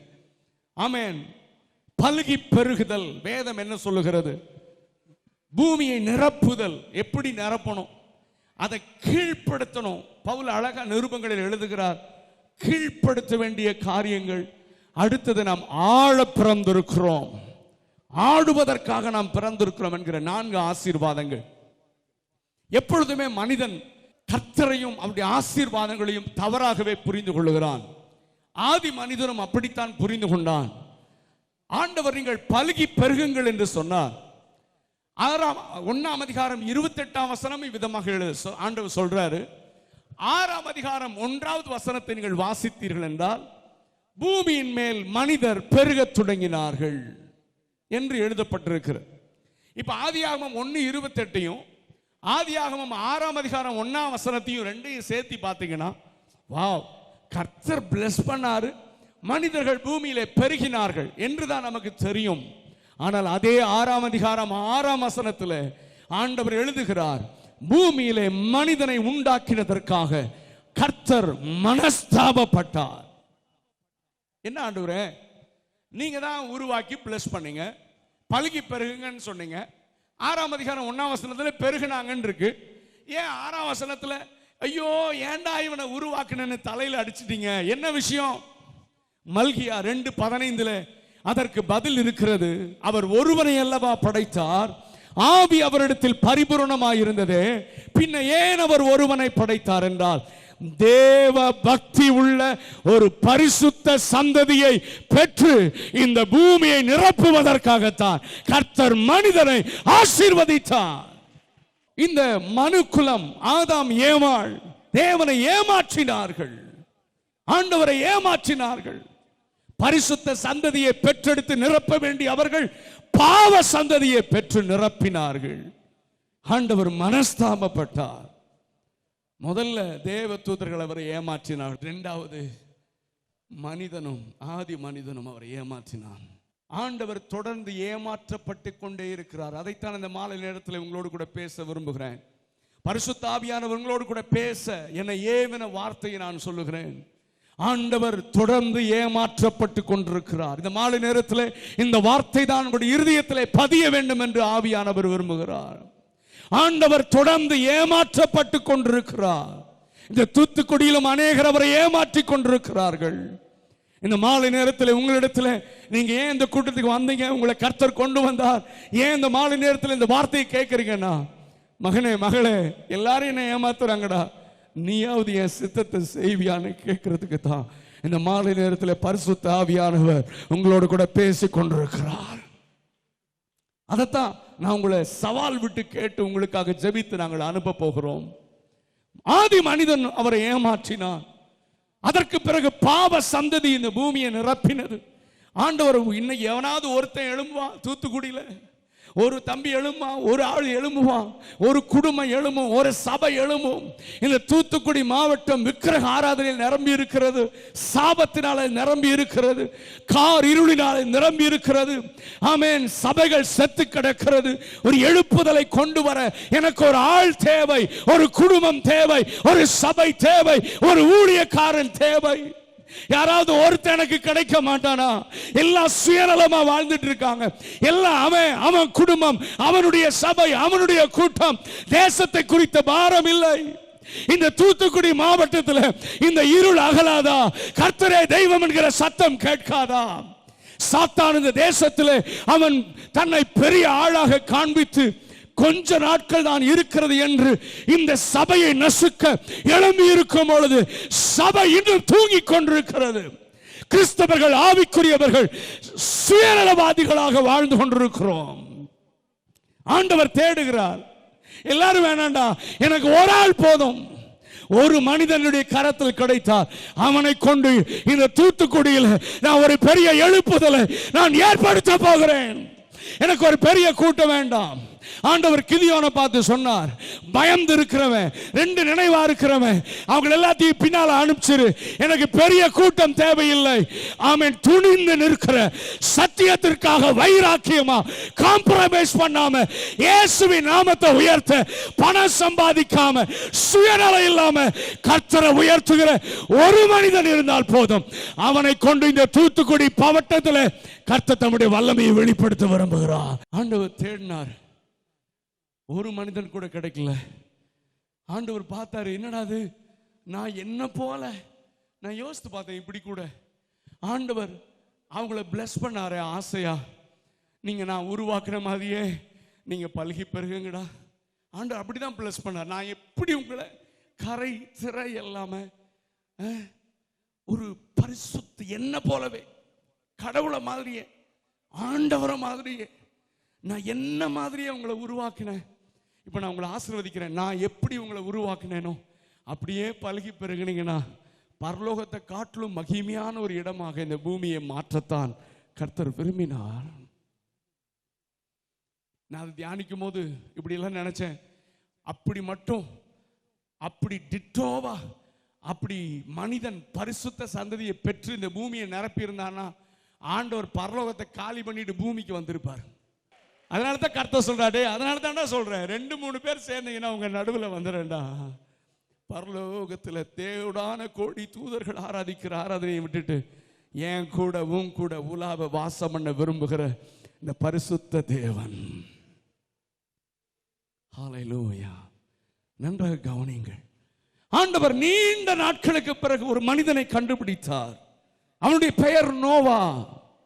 அவன் முழு உலகமும் இமேஜின் பண்ணி பாருங்க. இன்னைக்கு வாலிப பிள்ளைங்க கவனிங்க, விசுவாசிகள் கவனிங்க. யாராவது நீங்க ரொம்ப ஆமா எல்லாம் யோக்கியமான்னு கேட்பாங்க. ஆமா, நான் சர்ச்சுக்கு வாங்கினா என்ன அவன் எல்லாம் யோக்கியமா, அவன் அப்படி, இவன் இப்படி, இவன் இப்படி. தம்பி நீங்க எப்படி இருக்கிறீங்க? ஆமா, அந்த ஆள் சரியில்லை, அந்த ஊழியக்காரர் சரியில்லை, அந்த விசுவாசி சரியில்லை.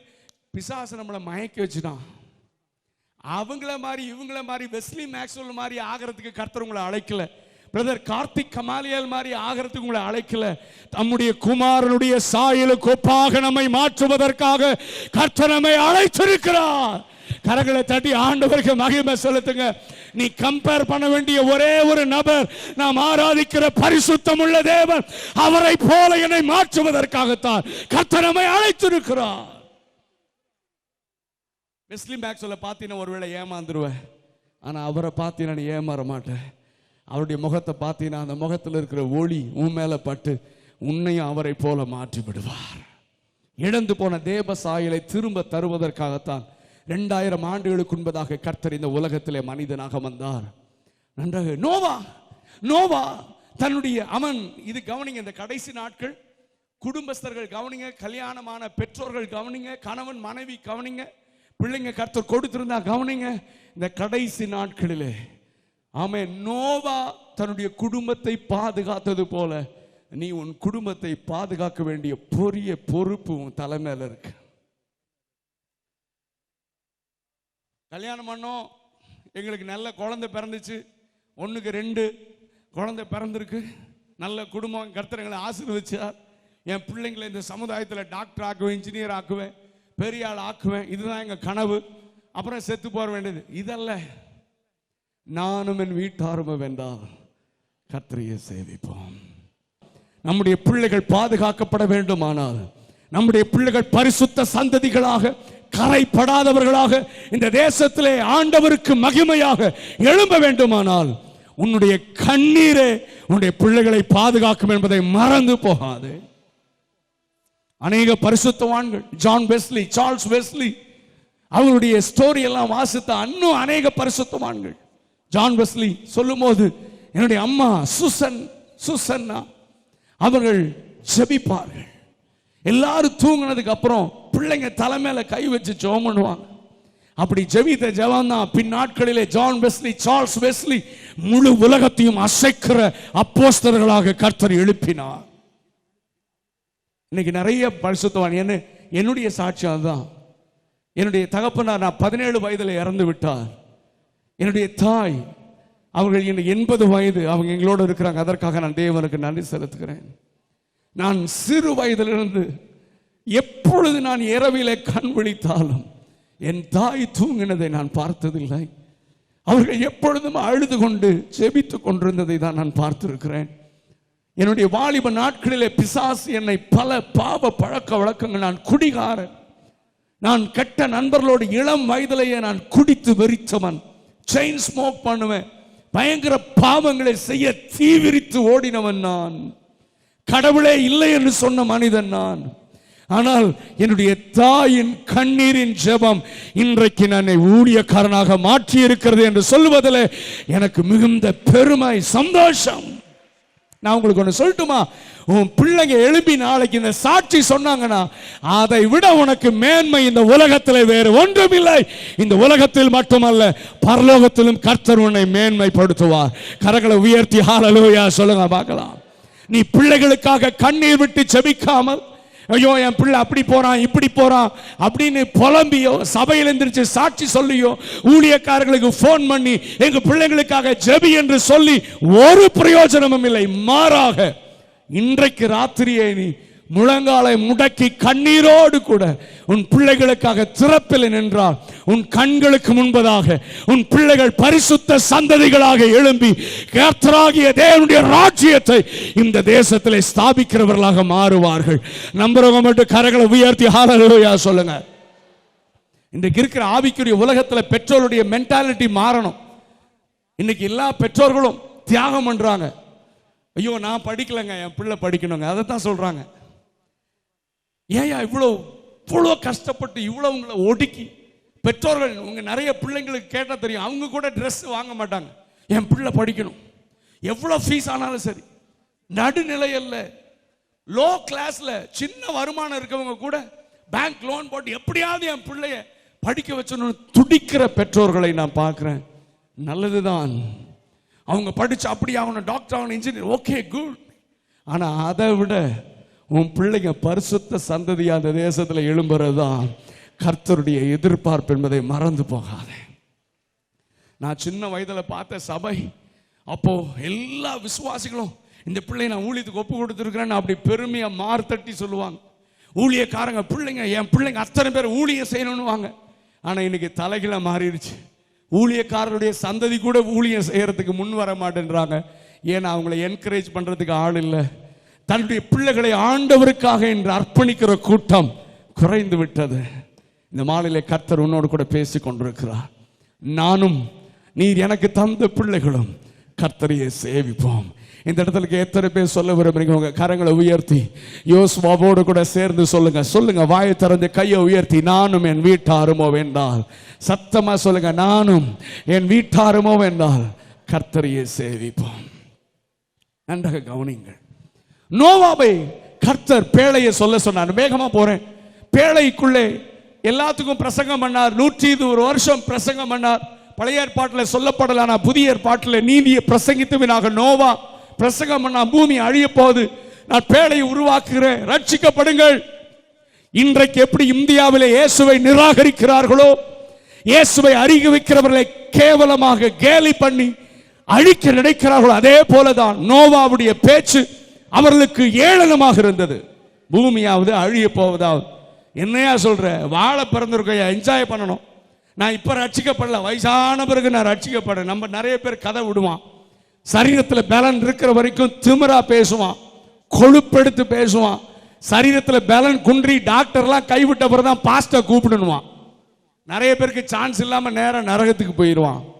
ஆனா சரீரத்தில் பலன் இருக்கும் பொழுது, நான் ரொம்ப நாள் யோசித்திருக்கேன். நான் 18 வயசுல ரட்சிக்கப்பட்டு உடனே நான் ஆண்டவர் ஊழியத்தை பல நிலைகளில் செய்ய ஆரம்பிச்சேன். அரசாங்கத்தில் எனக்கு ஒரு நல்ல வேலை கிடைச்சது. நான் வேலை செய்து கொண்டே நான் தேவனுடைய ஊழியத்தை செய்தேன். சமீபத்தில் தான் 1 வருஷம் ஆக போது விஆர்எஸ் கொடுத்துட்டு நான் ஆண்டவருக்கு முழு நேரமாக ஊழியம் செய்து கொண்டிருக்கிறேன். வேலை செய்து ஊழியம் செய்வது தவறல்ல, நான் எல்லாத்துக்கும் சேலஞ்ச் பண்ணுவேன். நான் வேலை செஞ்சுட்டு 25 ஆண்டுகள் நான் ஆண்டவருக்கு ஊழியம் செய்தேன். நான் இப்போ இருக்கிற ஜெனரேஷனுக்கு சொல்கிறேன், நல்ல வேலை செய், நல்ல பிஸ்னஸ் பண்ணு, நல்ல ஊழியம் செய். அதுதான் சவால். வேலை செய்து கொண்டே ஊழியம் செய்ய முடியும். மிச்ச நேரம் கொஞ்சம் கூட ரெஸ்ட் எடுக்காம ஆண்டவருக்கு ஓடுவதற்கு கர்த்தர் 27 வருடங்களுக்கு மேல இப்படித்தான் ஓடிட்டு இருக்கேன். கர்த்தர் இன்னும் ஓட நான் இப்ப யோசிப்பேன் அடிக்கடி, ஆண்டவரை இன்னும் கொஞ்சம் முன்னாலேயே நான் ஊழியத்துக்கு வந்திருக்கலாமோ யோசித்தேன். ஏன்னா இப்ப இத்தனை வருஷம் ஊழியம் செஞ்ச எனக்கு பெரிய திருப்தியே இல்லை. எனக்கு உண்மையாவே சொல்றேன், நான் நம்ம என்ன செய்யறோம், இன்னும் ஒரு பெரிய பாதிப்பை ஏற்படுத்தலையே, இன்னும் ஒரு பயங்கர செஞ்சிருக்கலாமே இன்னும் கொஞ்சம் நாளைக்கு முன்னாலே அப்படி நான் யோசித்திருக்கேன். அதனால டிலே பண்ணாதீங்க, இன்னைக்கே கர்த்தருக்காக எழும்புங்க. இன்றைக்கே உன்னுடைய நாள். எழும்புனா கர்த்தர் உன்னை பயன்படுத்த ஆயத்தமா இருக்கிறார். எந்த மனுஷனையும் கர்த்தர் பயன்படுத்துவார், யாரையும் கர்த்தர் பயன்படுத்துவார். பரிசுத்த சந்ததி பெருகுவதற்கு பதிலாக ஒரு பாவ சந்ததி பெருகிவிட்டது. நோவா, எனக்கு வேற வழி இல்லடா, நீயும் உன் குடும்பத்தை 8 பேரையும் நீ பாதுகாத்துட்டு உங்களை மட்டும் நான் பேழைக்குள்ளே கொண்டு வந்து வைத்து பாதுகாக்க போகிறேன். யாராவது ரட்சிக்கப்பட்டு உள்ள வந்தாங்கன்னா சேர்த்துக்கோ, ஆனா மற்றபடி இந்த உலகத்தை அழிக்க போறேன்டா. முழு உலகத்தையும் கர்த்தர் அழித்தார். இவர்கள் 8 பேரையும் பேழையை திறந்து விட்டார். முழு உலகமும் அழிஞ்சிருந்தது. அந்த 9ஆம் அதிகாரம் 1ஆம் வசனத்தை வாசித்தீங்கன்னா, அவங்க கையை பிடித்து, நான் எப்படித்தான் தியானிச்சு பார்த்தேன். பின்பு தேவன் நோவாவையும் அவன் குமாரரையும் நோக்கி, அப்படி நான் இதை தியானிக்கும் போது கர்த்தர் இப்படித்தான் ஒரு பிக்சர் கொடுத்தார். அவங்க கையை பிடித்து கெஞ்சி, மகனே நோவா, தேவதூதன் என்னை ஏமாத்தினா, முதல் மனிதன் ஆசாசியா உருவாக்கின ஆதாம் ஏவாள் ஏமாத்தினாங்க, அதுக்கு பிறகு வருகிற சந்ததி எல்லாம் ஏமாத்தினா. வேற வழி இல்லாம எல்லாத்தையும் அழிச்சு உங்களை மட்டும் பாதுகாத்துக்கு என்ன தெரியுமா, நீங்களாவது பலுகி பெருகி நான் எதற்காக மனிதனை உருவாக்கினேனோ அப்படி ஒரு பரிசுத்த சந்ததியை இந்த தேசத்துல உலகத்துல உருவாக்குகிறான்னு ஆண்டவர் கெஞ்சுகிறத போலதான் ஒரு காட்சியை கர்த்தர் எனக்கு காண்பித்தார். ஆனால் நோவா மரிப்பதற்கு முன்பதாக அவன் சபிக்கப்பட்ட சந்ததியை விட்டு போய்விட்டான். நமக்கு நன்றாக தெரியும். பிறகு வந்த சந்ததிகளும் ஆண்டவரை மறந்து வாழ்ந்தார்கள். நீண்ட நாட்கள் கர்த்தர் மறுபடியும் மனுஷனை தேடினார். ஒண்ணு கவனிங்க, ஆண்டவருக்கு அன்னையிலிருந்து இதுவரைக்கும் இதே வேலைதான். எனக்கு ஒரு ஆள் கிடைக்க மாட்டானா, தூத்துக்குடியில் ஒரு ஆள் கிடைக்க மாட்டானா, சென்னையில் ஒரு ஆள் கிடைக்க மாட்டானா, ஒரு மகன் எனக்கு கிடைக்க மாட்டானா, ஒரு வாலிப தம்பி எனக்கு கிடைக்க மாட்டானா, ஒரு சபை என்னை புரிந்து கொண்ட சபை எழும்பாதா, ஒரு ஊழியர் குடும்பம் எனக்கு கிடைக்காதா, சுயநலம் இல்லாமல் தேவ ராஜ்யத்தை ஸ்தாபிக்க என் சித்தத்தை இந்த தூத்துக்குடியில் நிறைவேற்ற எனக்கு ஒரு மனிதன் தேவை என்று தேடிட்டே இருக்கிறாரு. எல்லாருடைய ஆரம்பம் நன்றாக இருக்கிறது. ஆண்டவர் சொன்னார்னு வர்றாங்க. ஆனா கொஞ்ச நாள்ல பிசாசு அவர்களுக்குள்ளே சுய பெருமையும் சுயநலத்தையும் பண ஆசை புகழ் எல்லாம் கொஞ்சம் கொஞ்சம் மேல வந்தோடனே அவங்களுக்குன்னு ஒரு ரவுண்டு போட்டு அதுக்குள்ள ராஜாவா உட்கார்ந்துக்கிறாங்க. ஆண்டவர் ஏமாற்றப்படுகிறார். மாலையில கூட நாங்க பேசிட்டு இருந்தோம், ஆண்டவர் ஏமாற்றப்படுகிறார். நோவா அதுக்கு பிறகு சந்ததி ஏமாந்துனாங்க. ஆண்டவர் திரும்ப தேடுறார். ரொம்ப நாளுக்கு அப்புறம் ஆண்டவர் ஆபிரகாமை கண்டுபிடித்தார். ஆபிரகாம் அவன் விக்கிரக ஆராதனை செய்கிற குடும்பத்தில் பிறந்தவன். அவனை பார்த்து கர்த்தர் சொன்னார், நீ உன் தேசத்தையும் உன் இனத்தையும் தகப்பனுடைய வீட்டையும் விட்டு புறப்பட்டு நான் காண்பிக்கிற தேசத்திற்கு வா. அப்ப அப்பொழுது நான் உன்னை பெரிய ஜாதியாக்குவேன், உன்னை நான் ஆசீர்வதிப்பேன், நீ பலுகி பெருகுவாய். ஆபிரகாமை கர்த்தர் ஆசீர்வதித்தார். வேதம் சொல்லுகிறது, ஆபிரகாம் கர்த்தருடைய வார்த்தைக்கு கீழ்ப்படிந்து அவன் தேவனுடைய பழைய வாழ்க்கை, பழைய பாரம்பரியம், தகப்பன் வீட்டை தேசத்தை விடுறதுன்னா என்ன, பழைய பாவம், பழைய வாழ்க்கை, பழைய பாரம்பரியம் எல்லாத்தையும் தூக்கி வீசிட்டு, ஆமென், ஒருவன் கிறிஸ்துவுக்குள் இருந்தால் பழமைகள் எல்லாம் ஒழிந்து போயின, எல்லாம் புதிதாயின என்ற அந்த புதிய பாதை, இந்த சத்தியம் காட்டுகிற, இந்த வசனம் காட்டுகிற புதிய பாதையில நடக்க ஆண்டவர் ஆபிரகாமை அழைத்தார். உங்களையும் என்னையும் அப்படி அழைத்திருக்கிறார். ஆபிரகாம் எல்லாவற்றையும் விட்டு வசனம் என்ன சொல்லுகிறதோ, கர்த்தர் என்ன சொல்லுகிறாரோ அதன்படி அவன் விசுவாசத்தில் நடக்க ஆரம்பித்தான். கர்த்தர் ரொம்ப சந்தோஷம், ஒரு கீழ்ப்படுகிற மனுஷனை கிடைச்சிட்டான். ஆண்டவர் எல்லாத்தையும் நான் இப்படிதான் இமேஜின் பண்ணி பார்த்தேன். பரலோகத்துக்கு போற தேவதூதர்லாம் கூப்பிடுறா, இங்க வாங்க வாங்க வா, ஹலோ கேப்ரியல் இங்க வா, மிகாவேல் இங்க வா, நான் யார் தெரியுமா? தேவதூதெல்லாம் முழிக்கிறான், என்னடா திடீர்னு வந்து யார் தெரியுமான்னு கேட்கிறார். இவரை தெரியாதா? இவர் தான் ஆண்டவர், நீங்க தான் ஆண்டவர். இல்ல இல்ல, நான் ஆபிரகாமுடைய தேவன். கரங்களை உயர்த்தி ஒரு அல்லேலூயா சொல்லுங்க பார்க்கலாம். எந்த மனிதன் வசனத்துக்கு கீழ்ப்படுகிறானோ, சத்தியத்தின்படி வாழ தன்னை ஒப்பு கொடுக்கிறானோ, அவனை வைத்து கர்த்தர் சொல்றான வெஸ்லியுடைய தேவன்டா. ஹலோ, என்ன உங்களுக்கு பொறாமையா இருக்கா? உங்க பேரை போட்டு சொல்லி பார்த்துக்கோங்க. நான் ஆபிரகாமுடைய தேவன். ஆபிரகாமுக்கு ஒரு குமாரன் பிறந்தான், ஈசாக்கு.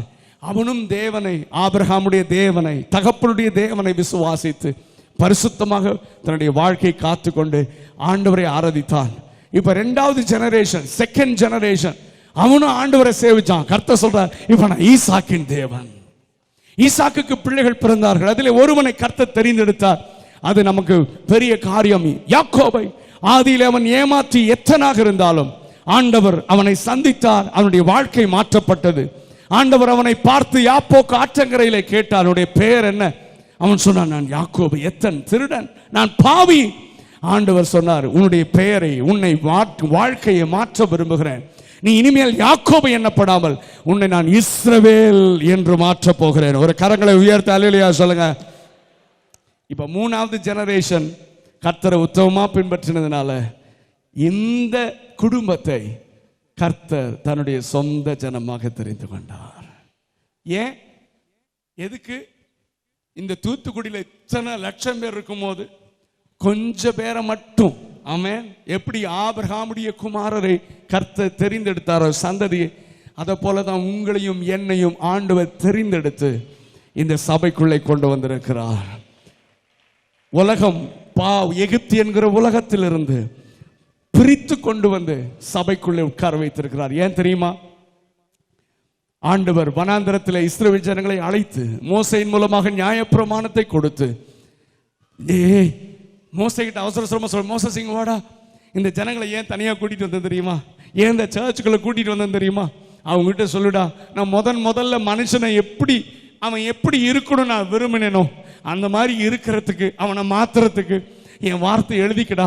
ஆமென். களவு செய்யாதிருக்க, கொலை செய்யாதிருப்பானாக, பிறவனுடைய மனைவி இச்சியாதிருப்பாயாக, பொய் பேசாதிருப்பானாக, இதெல்லாம் எழுதிக்கடா.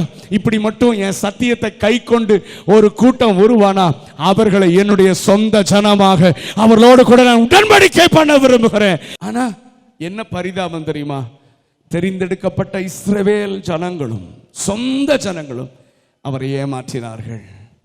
அதைத்தான் இங்கு எழுதியிருக்கிறது, தமக்கு சொந்தமானதிலே வந்தார், ஆனால் சொந்தமானவர்களை அவரை ஏற்றுக்கொள்ளவில்லை. ஆகவே ஆண்டவர், ஆமென், கிறிஸ்துவின் மூலமாக தள்ளப்பட்ட, புறக்கணிக்கப்பட்ட, புறஜாதி என்று முத்திரை குத்தப்பட்ட, ஆமென், நம்மை ஹல்லேலூயா கர்த்தர் தேடி வந்தார். 2000 ஆண்டுகளுக்கு முன்பதாக அவரே இந்த உலகத்திலே மனிதனாக பிறந்து தம்முடைய இரத்தத்தினாலே புதிய உடன்படிக்கையின் ஜனங்களாக நம்மை மாற்றி, நம்மை அவருடைய வாக்குத்தத்தத்தின் பிள்ளைகளும் உடன் சுதந்திரருமாக நம்மை கிறிஸ்துவுக்குள்ளே நம்மை அழைத்து இன்றைக்கு நம்மை பரிசுத்த ஜாதியாக இந்த தூத்துக்குடியிலே, இந்த இந்தியாவிலே கர்த்தர் நம்மை ஏற்படுத்தி இருக்கிறார். என்னை ஏமாற்றினவங்க பட்டியல். ஏன்? தேவதூதன்ல இருந்து சொன்னேனே, தேவதூதன் முதல் மனிதன், அடுத்தது யாரு? நோவாவுடைய சந்ததி, அடுத்தது ஈவன் இஸ்ரவேல் ஜனங்கள் எல்லாரையும் ஏமாத்திட்டாங்க. இந்த தமிழ்நாட்டில், இந்தியாவில், இந்த தூத்துக்குடியிலையும் நிறைய பேர் இன்னைக்கு நாங்கள் நிறைய காரியங்களை பேசுகிறோம். வாலிபர்கள் எழுமணும்னு நாங்கள் பிரயாசப்படுறோம். எனக்கு இருக்கிற ஆண்டவர் கொடுத்த விஷனை வாலிபர்களை எழுப்புறது தான். நிறைய வாலிப தம்பிங்க எழும்புறதுன்னா சந்தோஷமா இருக்கு. நிறைய பாட்டு எழுதுறாங்க. திடீர்னு ஆண்டவருக்காக எழும்பி பிரகாசிக்கும் போது சந்தோஷமா இருக்கு. ஆனா அந்த எழும்பின வேகத்துல பணம், புகழ், வீண் பெருமைனால பிசாசு அவங்கள அப்படியே கீழே விழ வச்சு அவங்க மாறும்போது ரொம்ப உடைஞ்சிடும். ஆண்டவரே, ஆண்டு சொல்ற எல்லாருடைய ஆரம்பம் நல்லா தாண்டா இருக்கு. ஆனா பிசாசுடைய தந்திரத்துல இவ்வளவு சீக்கிரம் மாட்டிட்டு பணம் இருந்தா போதுன்னு என் கிருபியை இழந்துட்டாங்கடா. புகழ் வந்தோடனே அவங்க ஒரு மாயான காரியத்துல தங்களை ரொம்ப பெரிய ஹீரோ மாதிரி நினைச்சிட்டு என் கிருபியை விட்டுட்டாங்கடா. அவங்கள நான் என்னால் யூஸ் பண்ண முடியல. எல்லாரும் என்னை ஏமாத்திட்டாங்க. தூத்துக்குடியில் நிறைய பேர் ஏமாத்திருக்கலாம், தமிழ்நாட்டில் நிறைய பேர் ஏமாத்திருக்கலாம், நிறைய ஊழியர்கள், நிறைய சபைகள், அநேக விசுவாசிகள் ஆண்டவரை ஏமாற்றினார்கள். நான் உங்களுக்கு ஒன்று சொல்லட்டுமா? ஆண்டவரை ஏமாற்றின பட்டியல் ஆதியிலிருந்து நீண்டு கொண்டே போகிறது. அந்த பட்டியலில் உங்களுடைய பெயர், என்னுடைய பெயர் இருக்கக்கூடாது. ஆனால் என்னுடைய பெயர், நான் உண்மையா சொல்றேன், தேவ சமூகத்தில் நான் சொல்றேன், என்னுடைய பர்சனல் பிரேயர்ல நான் அடிக்கடி ஜெபம் பண்ற ஒரு வார்த்தை, ஆண்டவரே, அவர்கிட்ட சொல்றது, ஆண்டவரே நான் உங்களை ஏமாற்ற மாட்டேன். ஆண்டவரே, எல்லாரும் கண்ண மூடலாமா? Please close your eyes. அண்ணே, நான் ஆண்டவரை ஏமாற்ற மாட்டேன். நான் ஆண்டவரை ஏமாற்ற மாட்டேன். பவுல் சொல்ற, நான் எதற்காக பிடிக்கப்பட்டேனோ அந்த நோக்கத்தை நான் நிறைவேற்றுவேன். நான் இளம் ஊழியர்களுக்கு சொல்லுவேன், எந்த அளவுக்கு கர்த்தர் உயர்த்தினாலும் நமக்குள்ள மேட்டிமை வரக்கூடாது. எப்படி வரும்? வெஸ்லி மேக்ஸ்வெல் யாருன்னு எனக்கு தெரியும். வெஸ்லி மேக்ஸ்வெல் இப்ப இருக்கிற ஸ்டேட்டஸ் இல்லைங்க. இப்ப எல்லாரும் கனம் பண்றாங்களே, இல்லைங்க. இவனோட ஒரிஜினாலிட்டி இல்லைங்க, இது இல்லைங்க. உளையான சேற்றில பன்றிய போல பிறண்டு கொண்டிருந்த புறக்கணிக்கப்பட்ட பாத்திரங்க.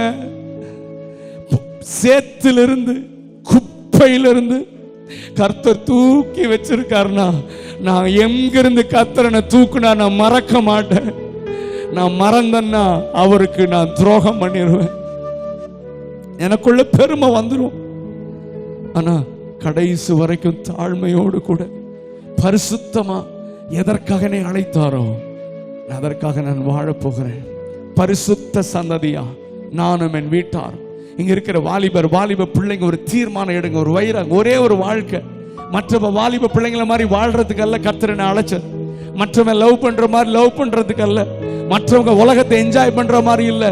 ஆமென். என்னை கர்த்தர் அழைத்ததற்கு ஒரு நோக்கம் இருக்கிறது. என்னை ரட்சித்ததற்கு ஒரு நோக்கம் இருக்கிறது. நான் வித்தியாசமானவன்.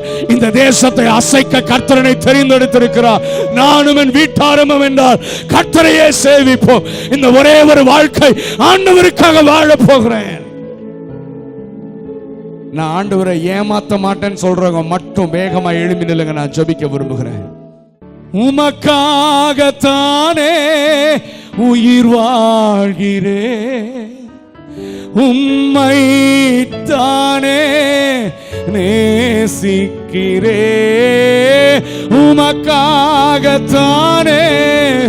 உயிர் வாழ்கிறே, உம்மை தானே. நீங்க மட்டும் பாடுங்க பார்க்கலாம் சத்தமா. உமக்கு